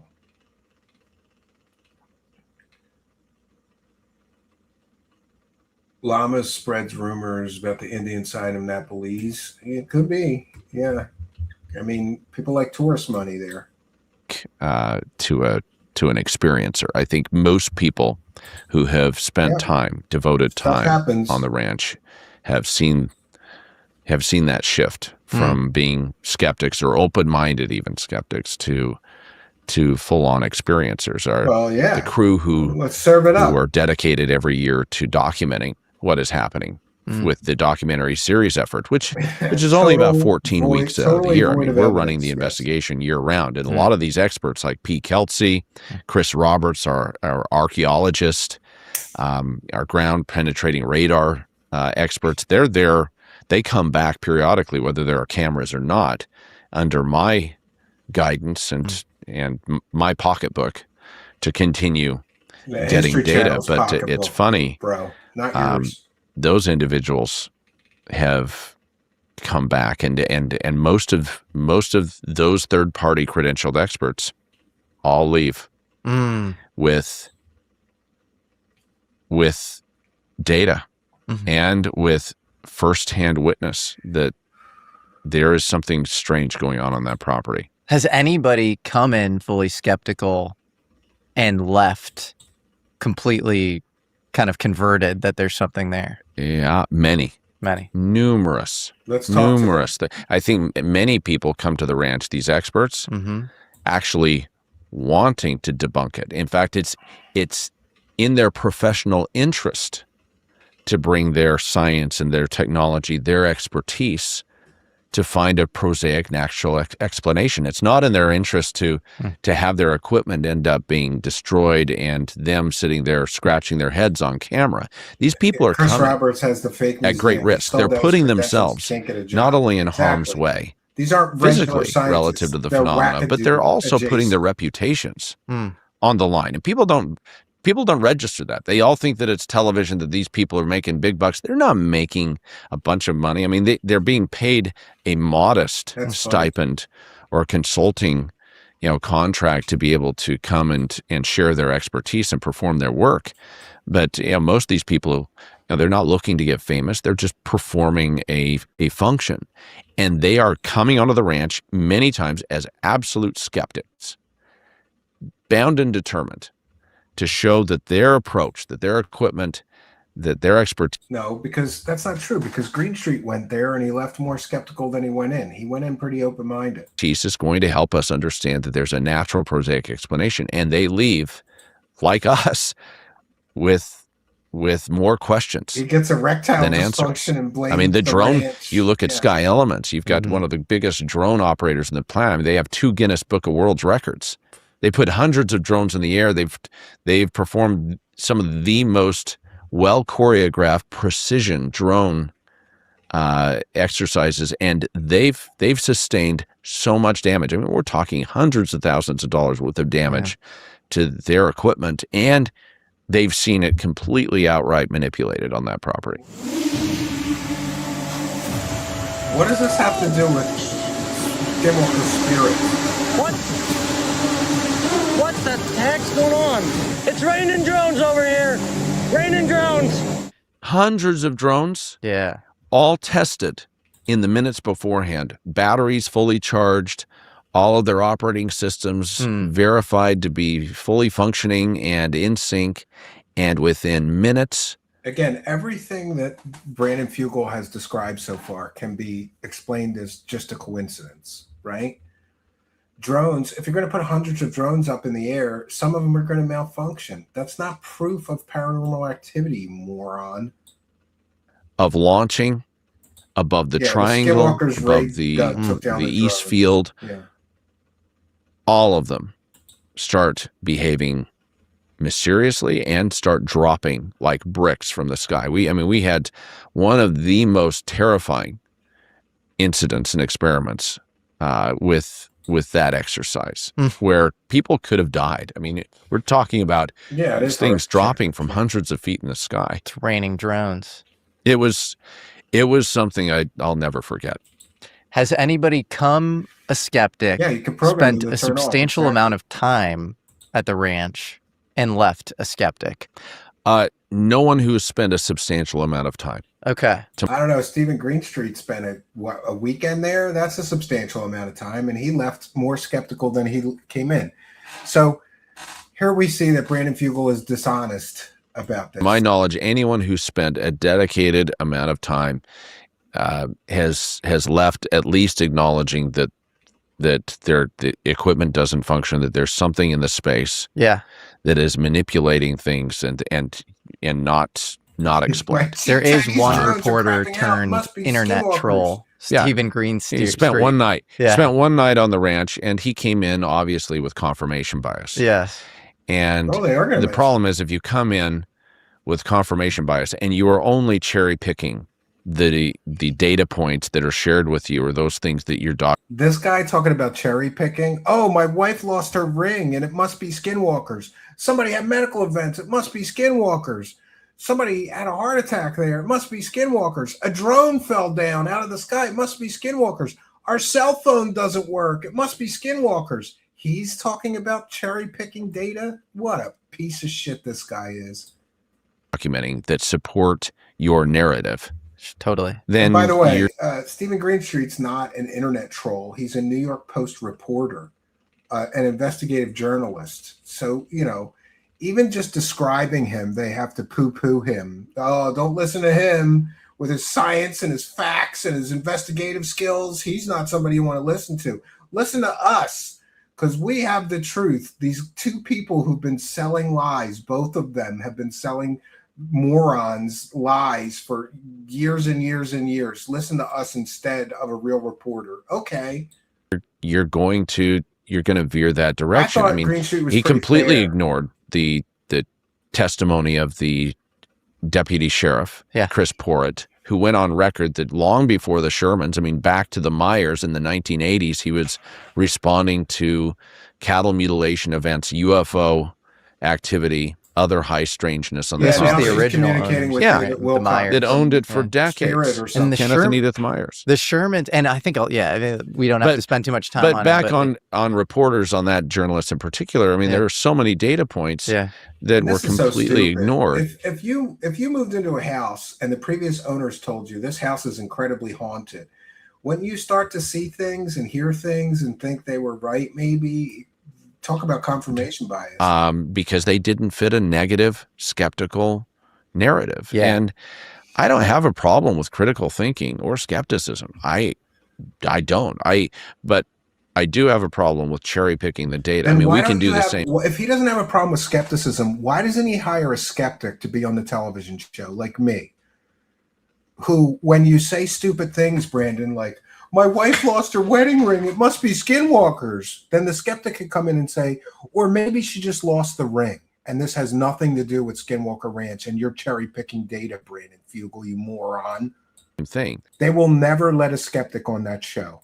Well, it's also they can't, because any decent skeptic would rip their fake stories to shreds. You can cherry pick, and then you can also describe things in a way that makes them seem funny or silly. But I guarantee you he wouldn't want to spend a month on the ranch, probably, because I think it wouldn't seem so funny or silly then.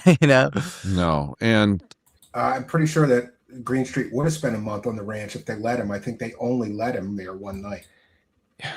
Everyone has a different journey. I'm very open and transparent and hopeful that those who look at the data, those who look at the facts. Yeah, but in order to look at the data, you have to release the data. Mick West, who's a well-known skeptic, asked him to release all the data to him, all the scientific, all the sensor measurements, all the data to him. They won't do it.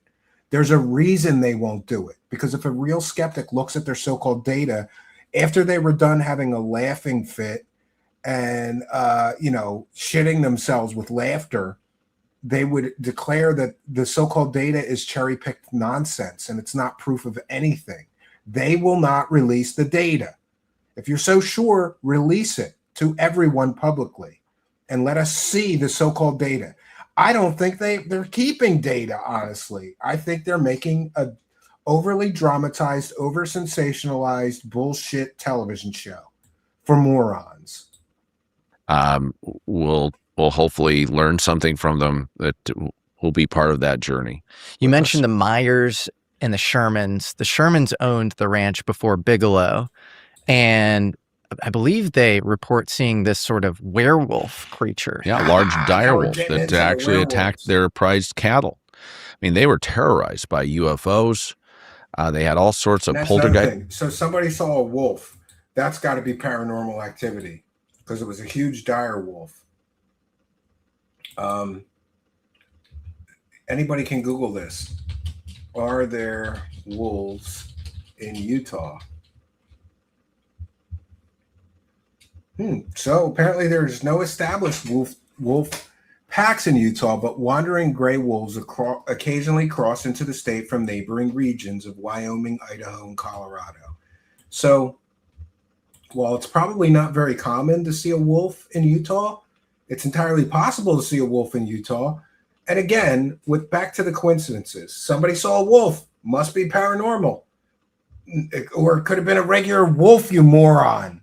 It's like I don't know how much more of these idiots I could take. And we didn't even get to the big claim yet, which is that there's a UFO buried, apparently, under Skinwalker Ranch. How would you know that?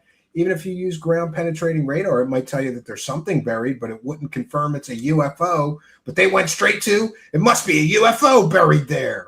They had these huge we might have to do a part 2 here. Wolf-like creatures that attacked their cattle. They shot it with a shotgun at close range, and it survived. 12-gauge shotgun and survived. Just walked off casually. Yeah, but here's the thing. Again, this could be a normal earthly explanation. What was loaded in the shotgun? Was a bird shot? Was a buckshot? What, how many grains? Somebody could have had the shotgun loaded to hunt, I don't know, squirrels. And that shotgun shell for birds is not going to take down a big wolf. But to them, this is evidence that it was a paranormal wolf, not a real regular wolf. Come on. All of these reports that were actually ultimately documented by the Deseret News by a journalist, Zach Van Eyck is his name. He's still active. There isn't dire wolves anymore, so even that's kind of a stretch to say it was a dire wolf. And somebody brought him back, though. Remember, they genetically engineered some dire wolves, so they do exist now. But yes, the blue light. That was a great debunk. Oh my God, it's a blue light. Yeah. Story actually was brought to the attention of Robert Bigelow and led to Mr. Bigelow flying in and acquiring the ranch, meeting with the Sherman family, being convinced that it's absolutely real, that what they were experiencing was real. I believe they showed him a lot of evidence. They had VHS tapes as well, from what I've been told. And we're talking within a rapid period of time. The Bigelow team lifted up, 3 observation towers. We call them bait pens, they got $21 million from the government to waste on studying the ranch that he himself owned. Look, I own a big chunk of a forest in Pennsylvania. That's like me claiming that my chunk of forest in Pennsylvania has got all kinds of paranormal activity and convincing a senator to give me $20 million to study the forested land in Pennsylvania that I already own. It's shady and it's scammy. Why would the government just give somebody $20 million to study spooky things on a ranch that they own? And Bigelow was already a billionaire at that point. Why didn't he spend his own money to research this stuff? Towers. And by the way, Fugal's not spending his own money. It's being paid for, I think, largely by the television show, by the History Channel. You've got these 3. And I could be wrong. He's free to correct me. Bring the receipts, Brandon Fugal. I think the History Channel is footing the bill for this shit. Observation towers that still sit ominously across the landscape of the property. Brought in a security trailer, a 4-bedroom, double wide ads for the security and scientists to reside in that we're cycling through. And my toilet bowl has paranormal activity after a lot of and they started taking data. I mean, I'd mentioned the veterinarian, the gentleman that was brought in to investigate the cattle mutilations and conduct the necropsies and provide those reports. I mean, it was a very serious effort, the first of its kind under NIDS. And what a courageous, we stand on the shoulders of giants. I have to give credit where credit's due. Robert Bigelow had the courage to come out and spend his own money, time, and put his... meanwhile, you're spending Skinwalker Ranch money, you're spending History Channel money, and you're collecting money to get people behind a paywall, right? His reputation on the line with his resource and his people to lock down this piece of property, this ranch, and really study it. So fascinating. Yeah, you have NIDS, National Institute of Discovery Sciences, which in the 90s, early 2000s, and then that kind of morphs into this officially funded program called OSAP, which is funded by Harry Reid, where you have Bigelow Aerospace officially studying the phenomenon at Skinwalker Ranch. This is written about in the book. In which book? The Secrets of Skinwalker Ranch? No, it's actually in Skinwalkers at the Pentagon. Sorry, it's Skinwalkers at the Pentagon. Yeah. There's a book was written just a few years ago by Colm Kelleher, George Knapp, and another individual who'd actually been part of the military. And they go on record relative to the Pentagon-funded black budget program that spanned years with tens of millions of dollars focused on documenting the reality of the phenomena and really the national security implications. Because let's face it, I mean, any place on the planet, especially here on United States soil, that is seeing this frequency of activity that defies any explanation. Apparently, there's still stuff that might be classified about it. Yeah. Peter Levendo is a past guest on the show, and he described a meeting with Chris Mellon and Hal Puthoff where Skinwalker Ranch comes up, and he has to leave the meeting over and over again because he doesn't. The same wackadoos that are promoting this UFO bullshit are involved in promoting the Skinwalker scam. Hal Puthoff, by the way, he's the guy who was fooled by children's magic tricks into believing Uri Geller has superpowers. And he believes he got superpowers himself from being a Scientologist. Not a wackadoo at all. And Christopher Mellon, both his parents were committed to mental institutions, and his brother was also a mental case. You know, money or not, his family has a history of being lunatics. Great. They said stuff about the Skinwalker spooky place. Great. Have the proper clearances. We asked about something concerning Skinwalker Ranch and an appearance at Skinwalker Ranch and the equipment that was there. They all got silent. They suddenly all stopped talking. And that was all he had to say. Skinwalker. For Skinwalker. Why? So clearly things were learned and gleaned, I imagine, in that time frame. Yeah, or they were fucking with them. Look, man, you don't have the classification. You can't hear this. That were sensitive. And that book is fascinating because they have this guy, I think his name is Axelrod. He's a pseudonym, and he sort of studies the phenomena. But he was the chief Office of Naval Intelligence investigator on the Nimitz case in 2004. And he's, showing up at Skinwalker Ranch and studying this stuff.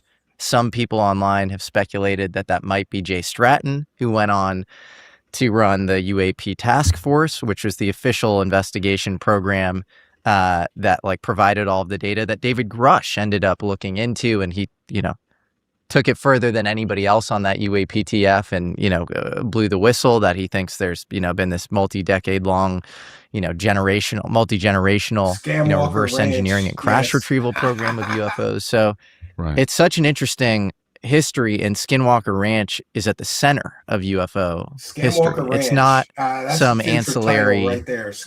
just civil side thing. It's it's really, kind of the epicenter. It's the center of gravity, whether we like it or not. And it's not because we're trying to sensationalize it. It's just a fact. There isn't another property. There's no other location like this. What about the Blind Frog? Where it's just like that. You have dozens of government scientists, military research.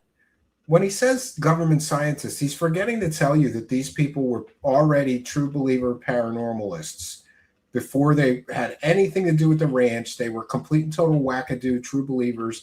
They believe in aliens and that Scientology gives you superpowers and that Uri Geller can bend metal with his mind and that there's free energy and UFOs are being hidden by the government. They're those kind of people that already believed all this shit before they had anything to do with the ranch. So the fact that they're also scientists, it doesn't prove anything. They're wackadoos, Brandon Fugal.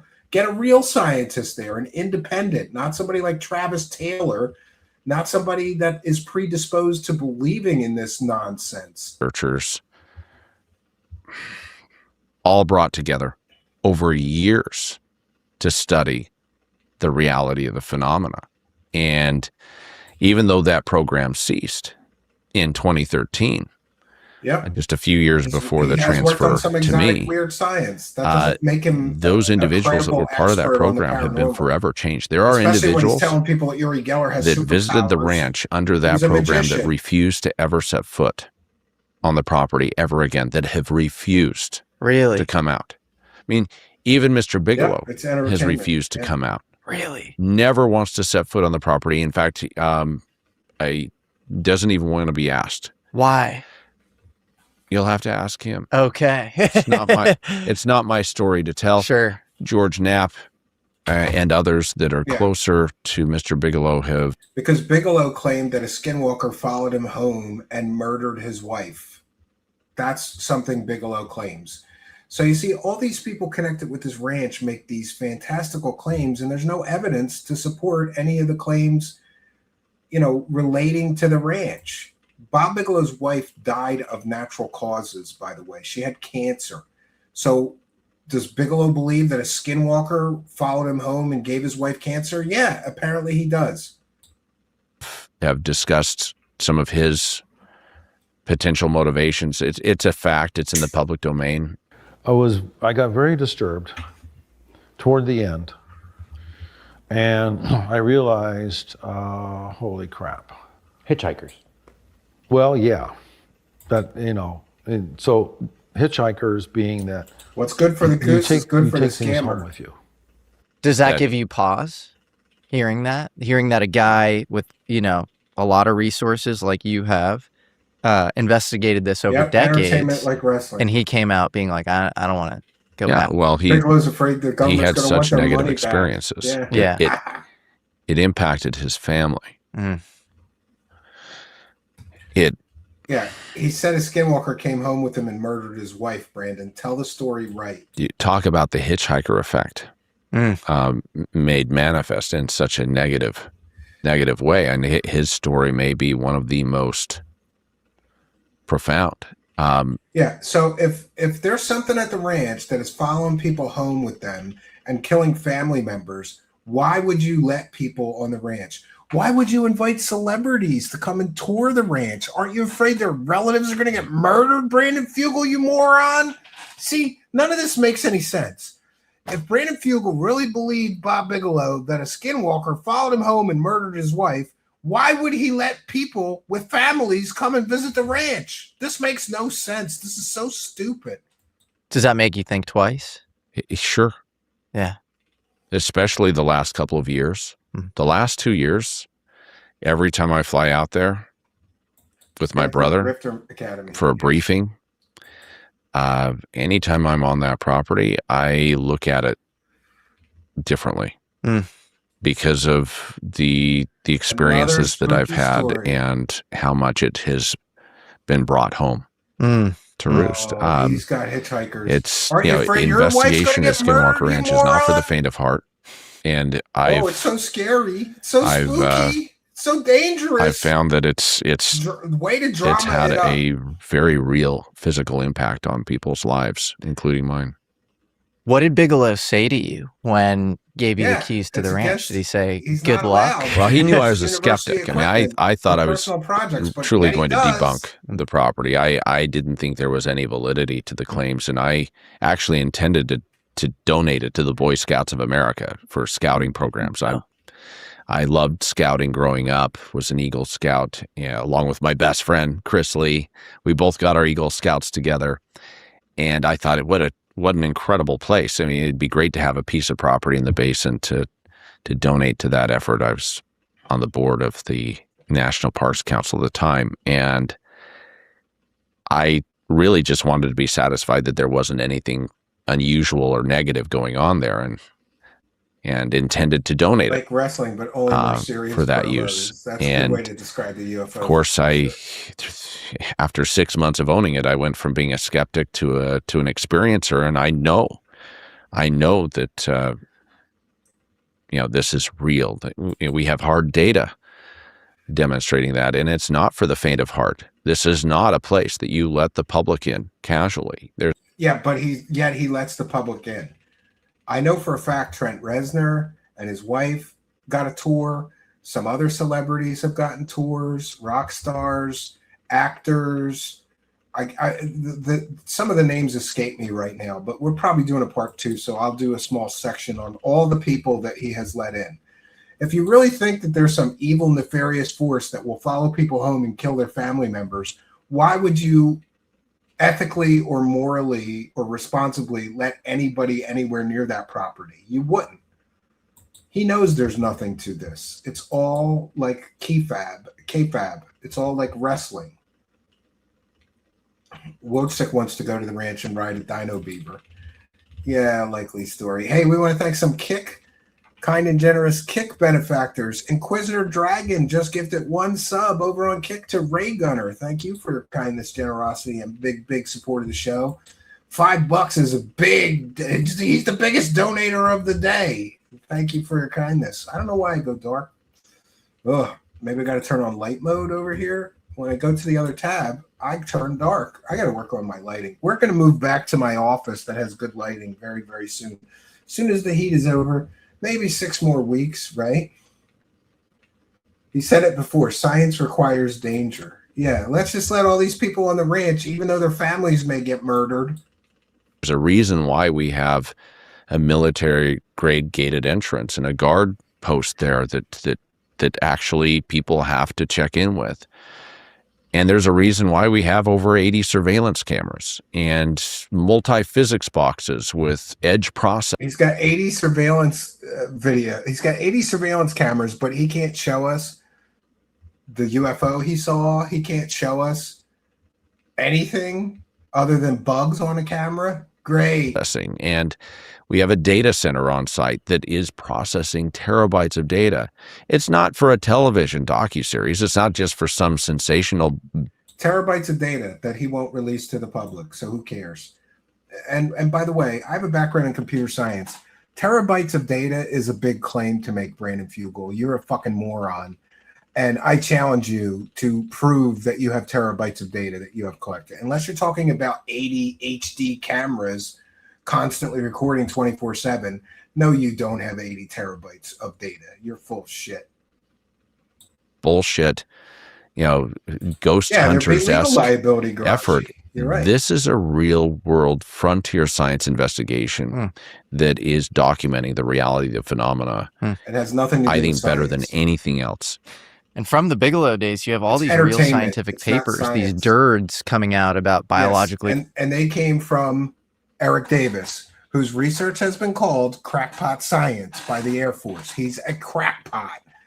You talk about, and these guys are bitching about skeptics cherry picking data. Maybe tell your audience that the guy who wrote these scientific papers was discredited and his research was called crackpot research by the Air Force. Traversable wormholes and by the way, the same guy said he was possessed by a demon that followed him home from the ranch, right? The very same guy who wrote these papers. Quantum teleportation from really top scientists. I mean, you had Jim Lukatsky, who these are wackadoos. These are UFO nutter butters. They're not top scientists. You mentioned earlier, who was a DIA rocket scientist. You already mentioned Eric Davis. You have Eric Davis, who's as deep as anyone. These 2 guys are UFO profiteering wackadoos. And on kind of frontier propulsion modalities. He's written a book called Frontiers of Propulsion Science, where he basically goes through, the gamut, like every single, exotic propulsion modality. And so these are serious guys. Did Bigelow, note your skepticism and say, "Oh, you'll see"? Yeah, he said, "Good luck with that." I remember him saying something like, "Good luck with that." And I loved all of our interactions. In fact, he's quite an interesting figure. I really enjoyed visiting him down in his element in North Las Vegas. He has a world-class aerospace compound and great success in the commercial real estate industry and the hospitality industry that I respect. And I'd mentioned this earlier. I mean, we stand on the shoulders of giants. If not for his courage, he stands on these wackadoos stand on the shoulders of other wackadoos. That's what he should be telling. Let's be honest. Bigelow is a wackadoo. He's put how much money into life after death experiments, and he wasted $22 million studying the spooky ranch and got no evidence for $22 million. He's a wackadoo. You're standing on the shoulders of a wackadoo, Brandon Fugal. And his own curiosity and being willing to fund frontier efforts, I wouldn't have the privilege of being the steward of this property. It would have never been brought to my attention. And frankly, there wouldn't be a disclosure effort like this going on in the public eye. And mention disclosure. Why don't you disclose some of that 80 terabytes of data you claim you have, you fucking liar? He is a fucking liar, this guy. Even though our efforts are vastly different. It's apples and oranges. My investigation in the last 10 years is on a completely different scale and level. Those initial they're not credible. They're about as credible as a crackhead. Those foundational investigative efforts still inspire and guide. I find his trajectory very interesting as well, where he, I think, probably starts off a little more nuts and bolts interested, and now you have George Knapp testifying before Congress and others, saying this publicly. Knapp didn't testify before Congress. He handed a sheet of paper in with a bunch of spooky stories and no evidence. Great. That Lockheed Martin was trying to divest itself of UFO material in 2008 to Bigelow Aerospace. Oh, yeah. And they're even naming a guy, Jim Ryder, who is a VP of Lockheed Martin's who's denied it. Space Systems, who was in charge of this. And there's a speech that Jim Ryder gives that's available online where he's talking about devas and fairies and jinn, and he's talking about extrasensory perception and the veil thinning. And is that veil between what where's the bolts? We call devas really and fairies and mankind it's just separating and being more clear. And so it's this like very spiritual guy working at Lockheed Martin, where clearly he's privy to knowledge beyond like what we think of as the scientific frontier. And then you have people naming him as the guy in charge of the UFO program, which is trying to divest itself of material to Bigelow Aerospace. So you think of Bigelow in the context of nuts and bolts, and then now he's funding essays about life after death. Right. He seems to have kind of walked a more mystical path at the end of his life. Right. I'm so he wants to know what's next. So he's putting money into what's next. Curious about that trajectory. That's interesting to me. Yeah, it's consciousness studies. I mean, he's shifted his focus. Oh, we still didn't get to the meat of this. I'm doing 5 more minutes of this, and then I'm calling it a night. It's just too many nuts, not enough bolts for me. There's all nuts and no bolts, friends. There's no nuts and bolts, just nuts. To consciousness-related studies, I love some of the work that has been done and the insights drawn from that. I find it really interesting.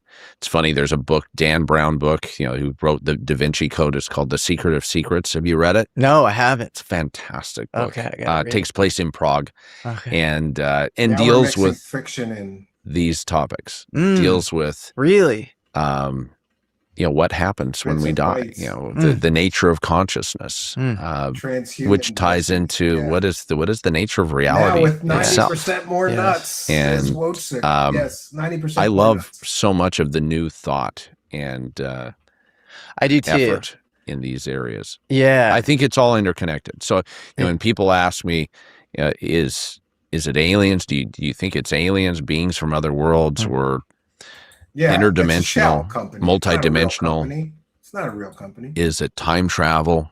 Are we seeing time travelers, people coming back, our future selves watching us?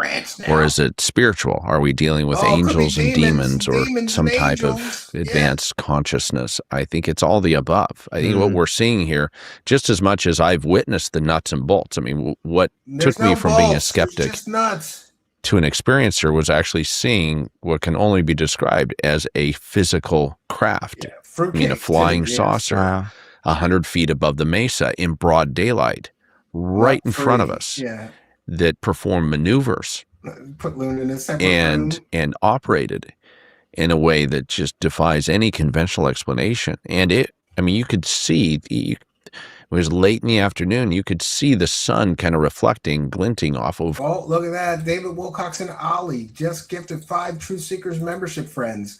And this, my friends, is a good opportunity to remind you, smash that subscribe button. Huge boost to our channel. Huge boost to our channel. But not only that, you should smash the subscribe button for a selfish reason, because if you had smashed the subscribe button before David Wilcox and Ollie gifted these 5 Truth Seekers memberships, you could have won one, but you must be in the live chat and be a subscriber. And one of our kind and generous benefactors, like David Wilcox and Ollie, who's a big show supporter. Thank you, David Wilcox and Ollie. When they gift these memberships, you could win one, but you must be in the live chat and be a subscriber, and then YouTube somehow randomly distributes them. So if you just got to notice that you got a free Truth Seekers channel membership, thank David Wilcox and Ollie for their kindness, generosity, and support of the show. Big support from David Wilcox and Ollie. Thank you very much. Let's a couple more minutes. You know, the side of it, and it was very real, and it was witnessed by all of us. I mean, we were sitting there. But nobody thought to take a picture. They're seeing a flying saucer hovering 100 feet above them, and nobody took a picture of it. Nobody. You mean to tell me a billionaire real estate guy doesn't have a fucking iPhone on him? Of course he had a phone. Where's the picture, bullshit man? Multiple witnesses.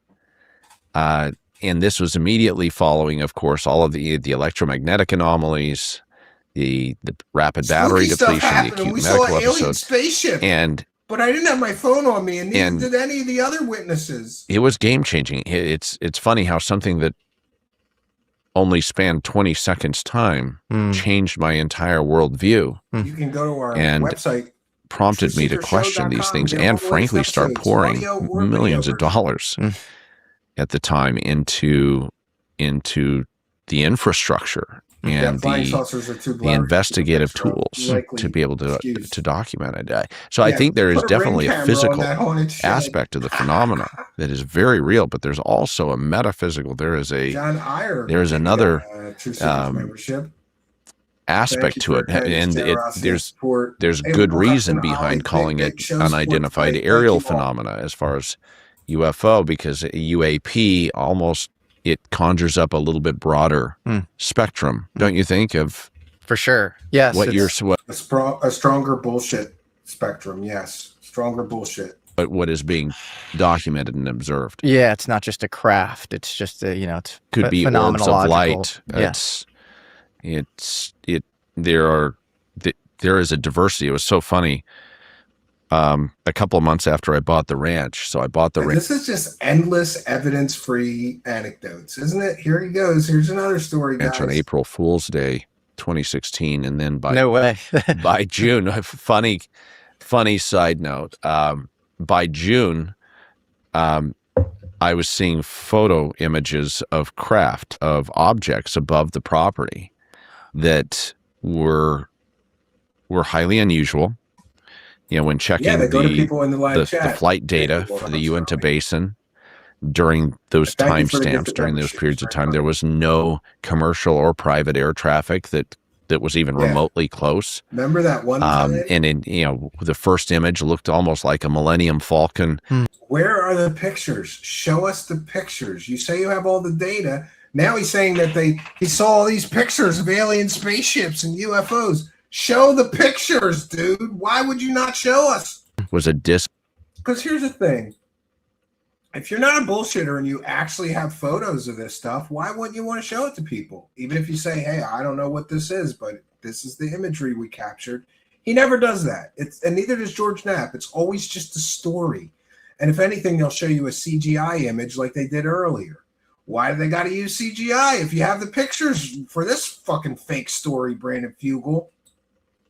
Like object that was glowing. The second object that came a few weeks later was different structure, completely silent, observed by 3 witnesses, my ranch security and surveyor, along with my caretakers at the time.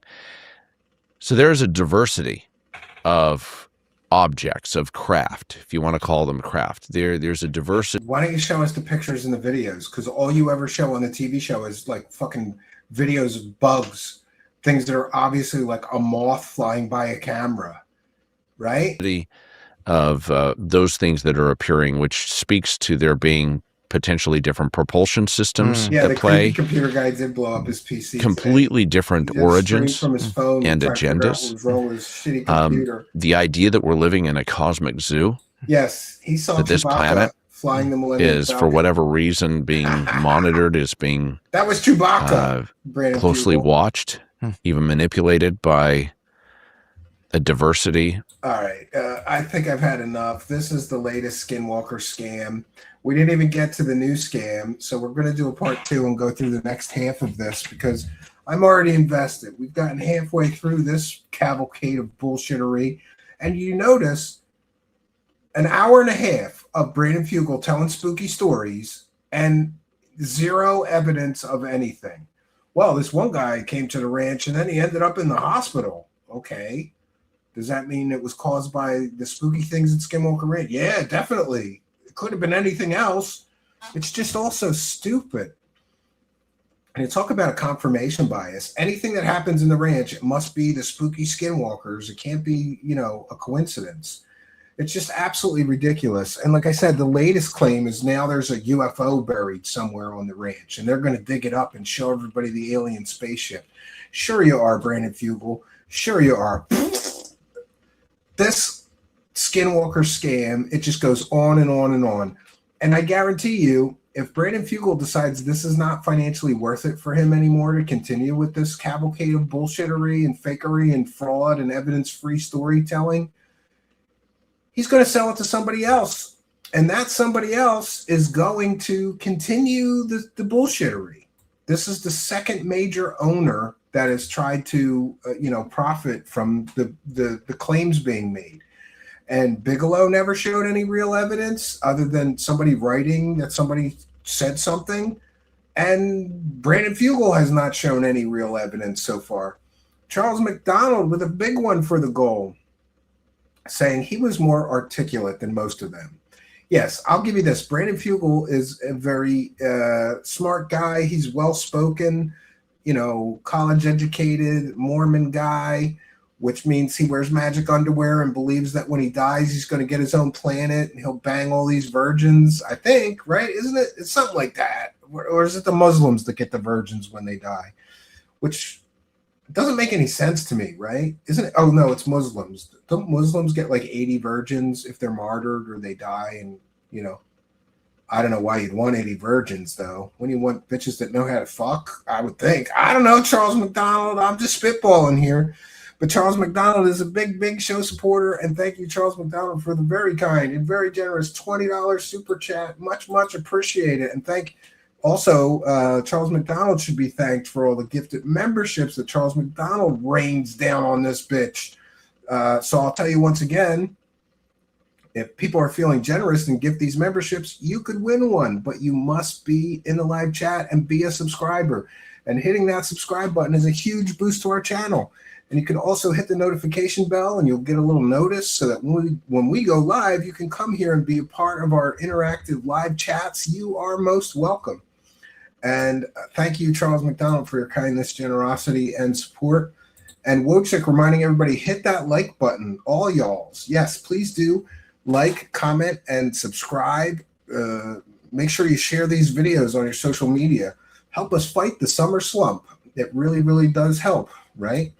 Thank you for your kindness, Charles McDonald, and all of our kind and generous benefactors. And a big shout out and thank you to David Wilcox and Ali for the gifted memberships. Much, much appreciated. And I think we are all caught up. Let me check the kick side one more time.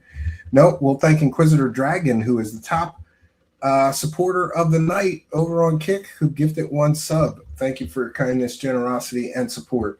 So let me know what you think in the comments. Is this Skinwalker thing all one big scam? Is this the Scamwalker Ranch? Because millions of dollars were scammed out of the United States government to study this place and get all the evidence and get all the proof. And then we got no evidence and we got no proof. And now this moron, Brandon Fugal, has spent the last 7-8 years now, more, because I think he owned the ranch for a few years and nobody knew who he was.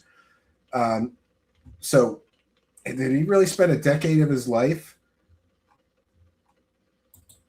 investigating this place, but he still can't show us the evidence? And I know that Stephen Greenstreet has challenged him, show us your best evidence. And crickets. I know Mick West has said, release the data to me or to the public.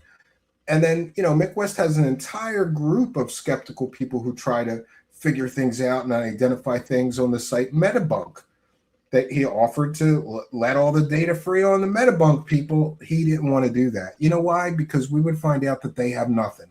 They have nothing. So I'm calling Brandon Fugal. I'm calling your bluff. You say you have 80 terabytes of data. Put that shit up on a Google Drive and let us all look at it. Let's see the evidence if this isn't a scam. Let's see the proof if this isn't the SKINWALKER Ranch, because I think this is all one big scam.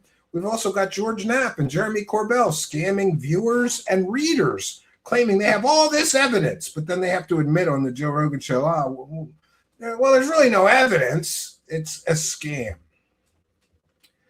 SKINWALKER Ranch is entertainment for really, really stupid people. And you can tell that by the way it's shot and edited and how everything is over dramatized and, whatever. Somebody stubs their toe on SKINWALKER Ranch, and that's a big story. Somebody pushed me. No, they didn't, you asshole. You stubbed your toe. Shit happens. Oh, my wife lost a wedding ring. It must be the SKINWALKERs. Somebody got sick. It must be the SKINWALKERs. Somebody shit their pants. It must be the curse of the SKINWALKERs, which is really so stupid. And by the way, I'm going to test the SKINWALKER Ranch trademarks and all that stuff. Like, I hear Brandon Fugal sues anybody or gets books taken off of Amazon if he doesn't approve them or something. I don't think that should be legally allowed. If I want to write a very skeptical short book, maybe 100 pages, ripping the SKINWALKER scam to shreds, calling it scam. Oh, I can't call it SKINWALKER Ranch. I can call it SKAMWALKER Ranch. And then he can't do anything. But I don't even think you're allowed to use the term SKINWALKER legally, or you get in legal trouble with this clown. And that should be, I'll go to court and defend my right to use that term, because the SKINWALKER is it's Native American folklore. You can't own that, Brandon Fugal. Maybe it's if you use SKINWALKER and Ranch. So I'll just say the SKINWALKER Place, SKAMWALKER Ranch, right? And we'll see. We'll see how that goes. Actually, I think that would be a good project to do. We'll check in with the Kick Live chat one more time. We're all caught up. So I want to thank each and every one of you for joining us. By the way, somebody asked me, it was Trolley Troll asked me, how was my weekend? Some of you know that recently I had a huge tragedy at the cabin that I'm trying to build. I built an entire wall out of stone. It was 9.5 feet tall. And then we had this huge thunderstorm, the biggest thunderstorm I've ever seen there. And I've been going to the Poconos for about, I'd say 8 years now. We've owned the first property, but this was at the second property, which is a little more deep in the woods. And building a cabin there, why won't it let me? Oh, let me share my screen and I'll show you what happened. It's the most discouraging thing that's happened to me in many years.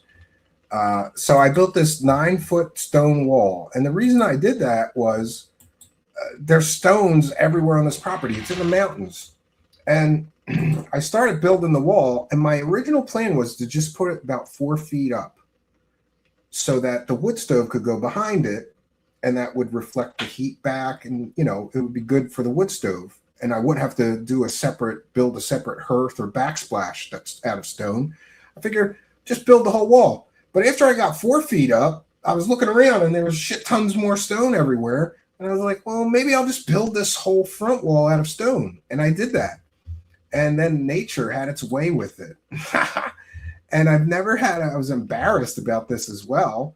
I've never had a wooden wall that I built ever fall down, bad weather or whatever. Never had that happen. But in this case, the whole wall came crashing down. And let me change my thing. So the whole wall there, that was a 9-foot wall. You see that big mess in front of the wall? That was a 9-foot wall. It came crashing down. And my wife thinks I'm crazy, but like I said, it was a huge thunder and lightning storm. And you can't see from the picture, but there are burn marks in a lot of these big rocks that fell down out of the wall. And I know there was no burn or scorch marks on those stones when I built this wall, because I don't know, like I wire brushed the stones and I dipped them in water. Every stone in this wall I touched and worked on and put into the wall. There was no burn marks on them. There is burn marks in a whole bunch of the rocks that ended up on the ground here. So I think that it got hit by lightning. I could be wrong. My wife thinks I'm crazy and just don't want to admit that I built a shitty stone wall. But building a stone wall is not rocket science. You put mud between the stones and you just keep going up and keep it as level and straight as possible. And I did. But in any case, the original plan was that the wall was only supposed to go up to right where that window is. And then I would build the rest of the wall out of logs. So that's what I started to do. I'm cleaning it all up. You see that? I rebuilt a piece of it. Luckily, all the stones to do that are right there. And I've since finished the back wall of the cabin and the two side walls. So this is the front wall of the cabin. It's hard to tell because the background is morphing into the foreground here. But there's 6 or 7 logs that I put in so far. I'm going to finish this cabin wall out of logs. I've never had a log wall fall down. And since that stone wall is so low to the ground, unless an act of God again, never say never, right? But unless it gets struck by lightning or some crazy weather force again, I really don't think that we'll have any further wall problems with that stone wall. And the wood stove will go right behind that stone wall inside the cabin. And I got to straighten out the door because the door got all jammed up when the whole wall fell down. And I'm hoping a couple more weekends and I'll be putting a roof on this bitch and finishing it up. It's been a huge project. And the most discouraging part of this project was this complete and total collapse of a wall. When I came there and saw that, I was just depressed, right? There's a piece of the stovepipe. It's just, ugh. Because building that stone wall 9 feet tall, that was probably 5 or 6 weekends. Every Saturday, every Sunday for 5 or 6 weeks in a row. And I was so proud of that finished wall. It looked great. It was all done. It was nice. And the door was in, the windows were in, they're stone. The whole front wall was stone. Well, the universe decided that I shouldn't have a full stone wall. So I don't want to anger the gods anymore. So we're going to just do the rest with logs. And, I'm using mortar mix to chink between the logs. It's the only time you're allowed to say chink when you're talking about log cabins, right?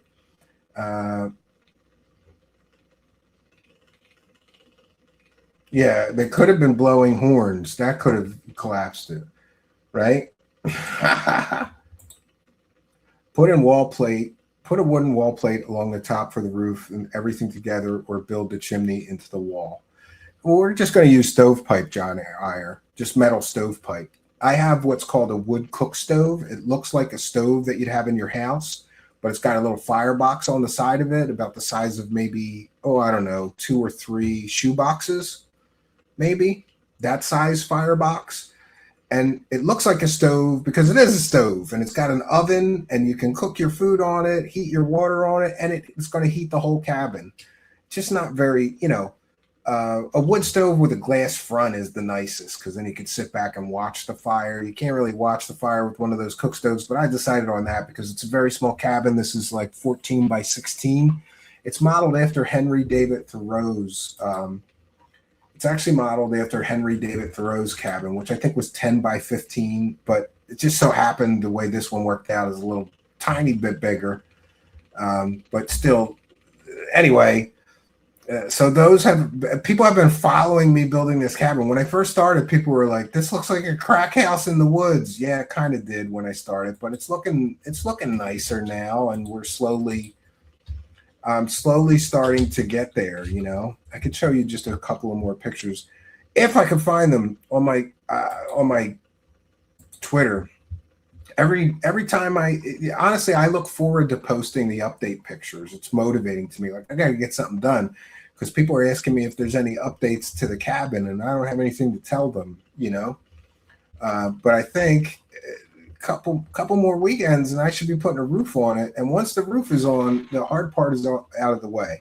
The walls will be up. I still got to build a stone floor, and then I'm going to have to,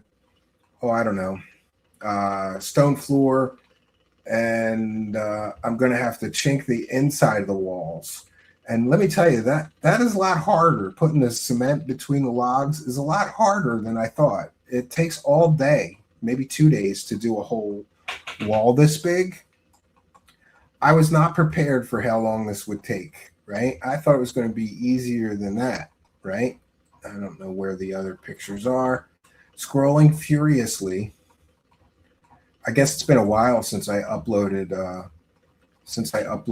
oh yeah, here, I have some other pictures. Let's share this tab instead. This is when I was still building the sidewalls. But it's looking pretty good, little by little. And the good news is that so far, all this cabin has cost me is screws and nails and mortar mix. Everything else came from the property. The windows were given to me by my neighbor at the cabin, Matt. He's the guy with the Bobcat, great friend of mine. He does like repairs on trailers and stuff. So anytime he comes across something good, like a door or a window, he brings it home and leaves it at my other cabin. So little by little, log by log, one little dream at a time. And somebody else asked me, why didn't you do the normal notches? And why don't you use bigger logs? It's because I'm building this entirely by myself. And I tried. I cut some really big logs that were 16 foot long. I can't move them. And I certainly can't lift them 8 feet in the air with my, that's asking an awful lot. And I don't have a crane, and I don't have, a Bobcat. So, some of these YouTube videos where you see somebody building a huge log cabin, what they don't tell you is they've got $20,000 worth of machines to help them do it. To be able to build a 14 by 16 cabin by yourself, and me, I'm only like 190 pounds, so I'm not lifting a 400-pound log 8 feet in the air by myself, and I don't really have help. So I decided to do it this way. A lot of people would call this a post and stick cabin. That's where you put 4 posts up, and then you just put logs between the posts. But I actually used 1, 2, 3, 4, 5, 6, 7. I used more than 4. There's 3 posts on each side of the walls. So that's 12 posts. And that let me do shorter runs. It just means that these logs are only like 4 to 6 inches big. So if the runs are only 8 or 9 feet, one man can get that up. And even still, the ones that I got to go up on a ladder and get in there and screw and drill, those have not been fun. But yeah, it's coming together. And I'm going to do I can't do a stream from there because there's no internet whatsoever. And I'm pissed off because there is some special deal with my provider, like, hey, unlimited data, and we give you the tablet. And I thought, well, that'd be good if that would work at the other cabin. It works at my main cabin. It doesn't work at this cabin because it's too deep in the woods. You can start loading YouTube, and then you just get error messages when you try to play videos, or it just stutters out, which is really disappointing. So I can't do a live stream from there, but I can record a video. So as soon as I get it done, I'll record a celebration video. Thank God, because what a slog it has been to build this place, right? So I'm going to thank each and every, Starlink is expensive. I really don't want internet at that cabin. This cabin is going to be like candles, oil lamps, maybe a laptop, and some 12-volt lights, because I can put a solar system in, and I have a lot of parts to do a solar system. I have everything but the batteries. I have an inverter, and I have a huge solar array, 48-volt solar panel setup that I got, which will generate tons of power, more than I ever need. All I want is lights and a laptop, maybe a TV. That's it. And I guess we're going to do a DVD player, go old school, or VHS, right?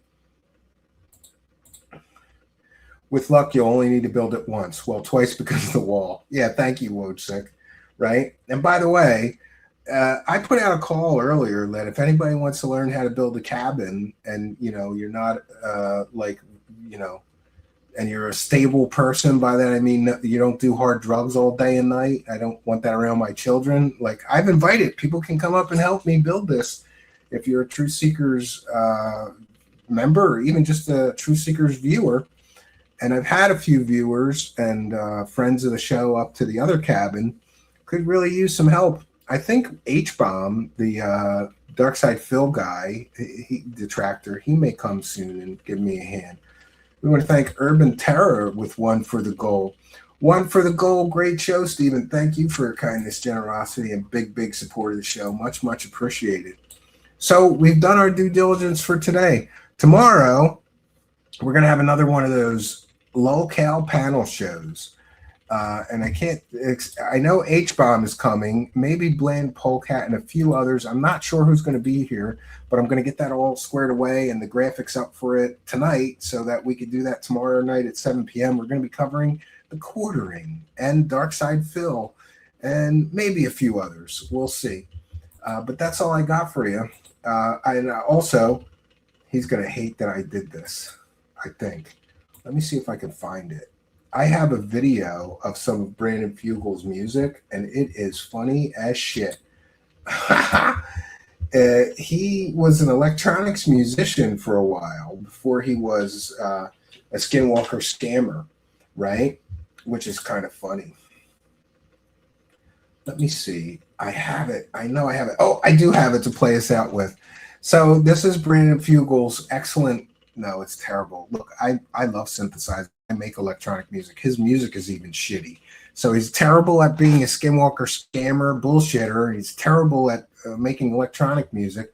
But this is one of his music videos from a while back. I'm not sure if this is actually a video he made or is this a video that somebody made making fun of him. If anybody knows, let me know in the comments.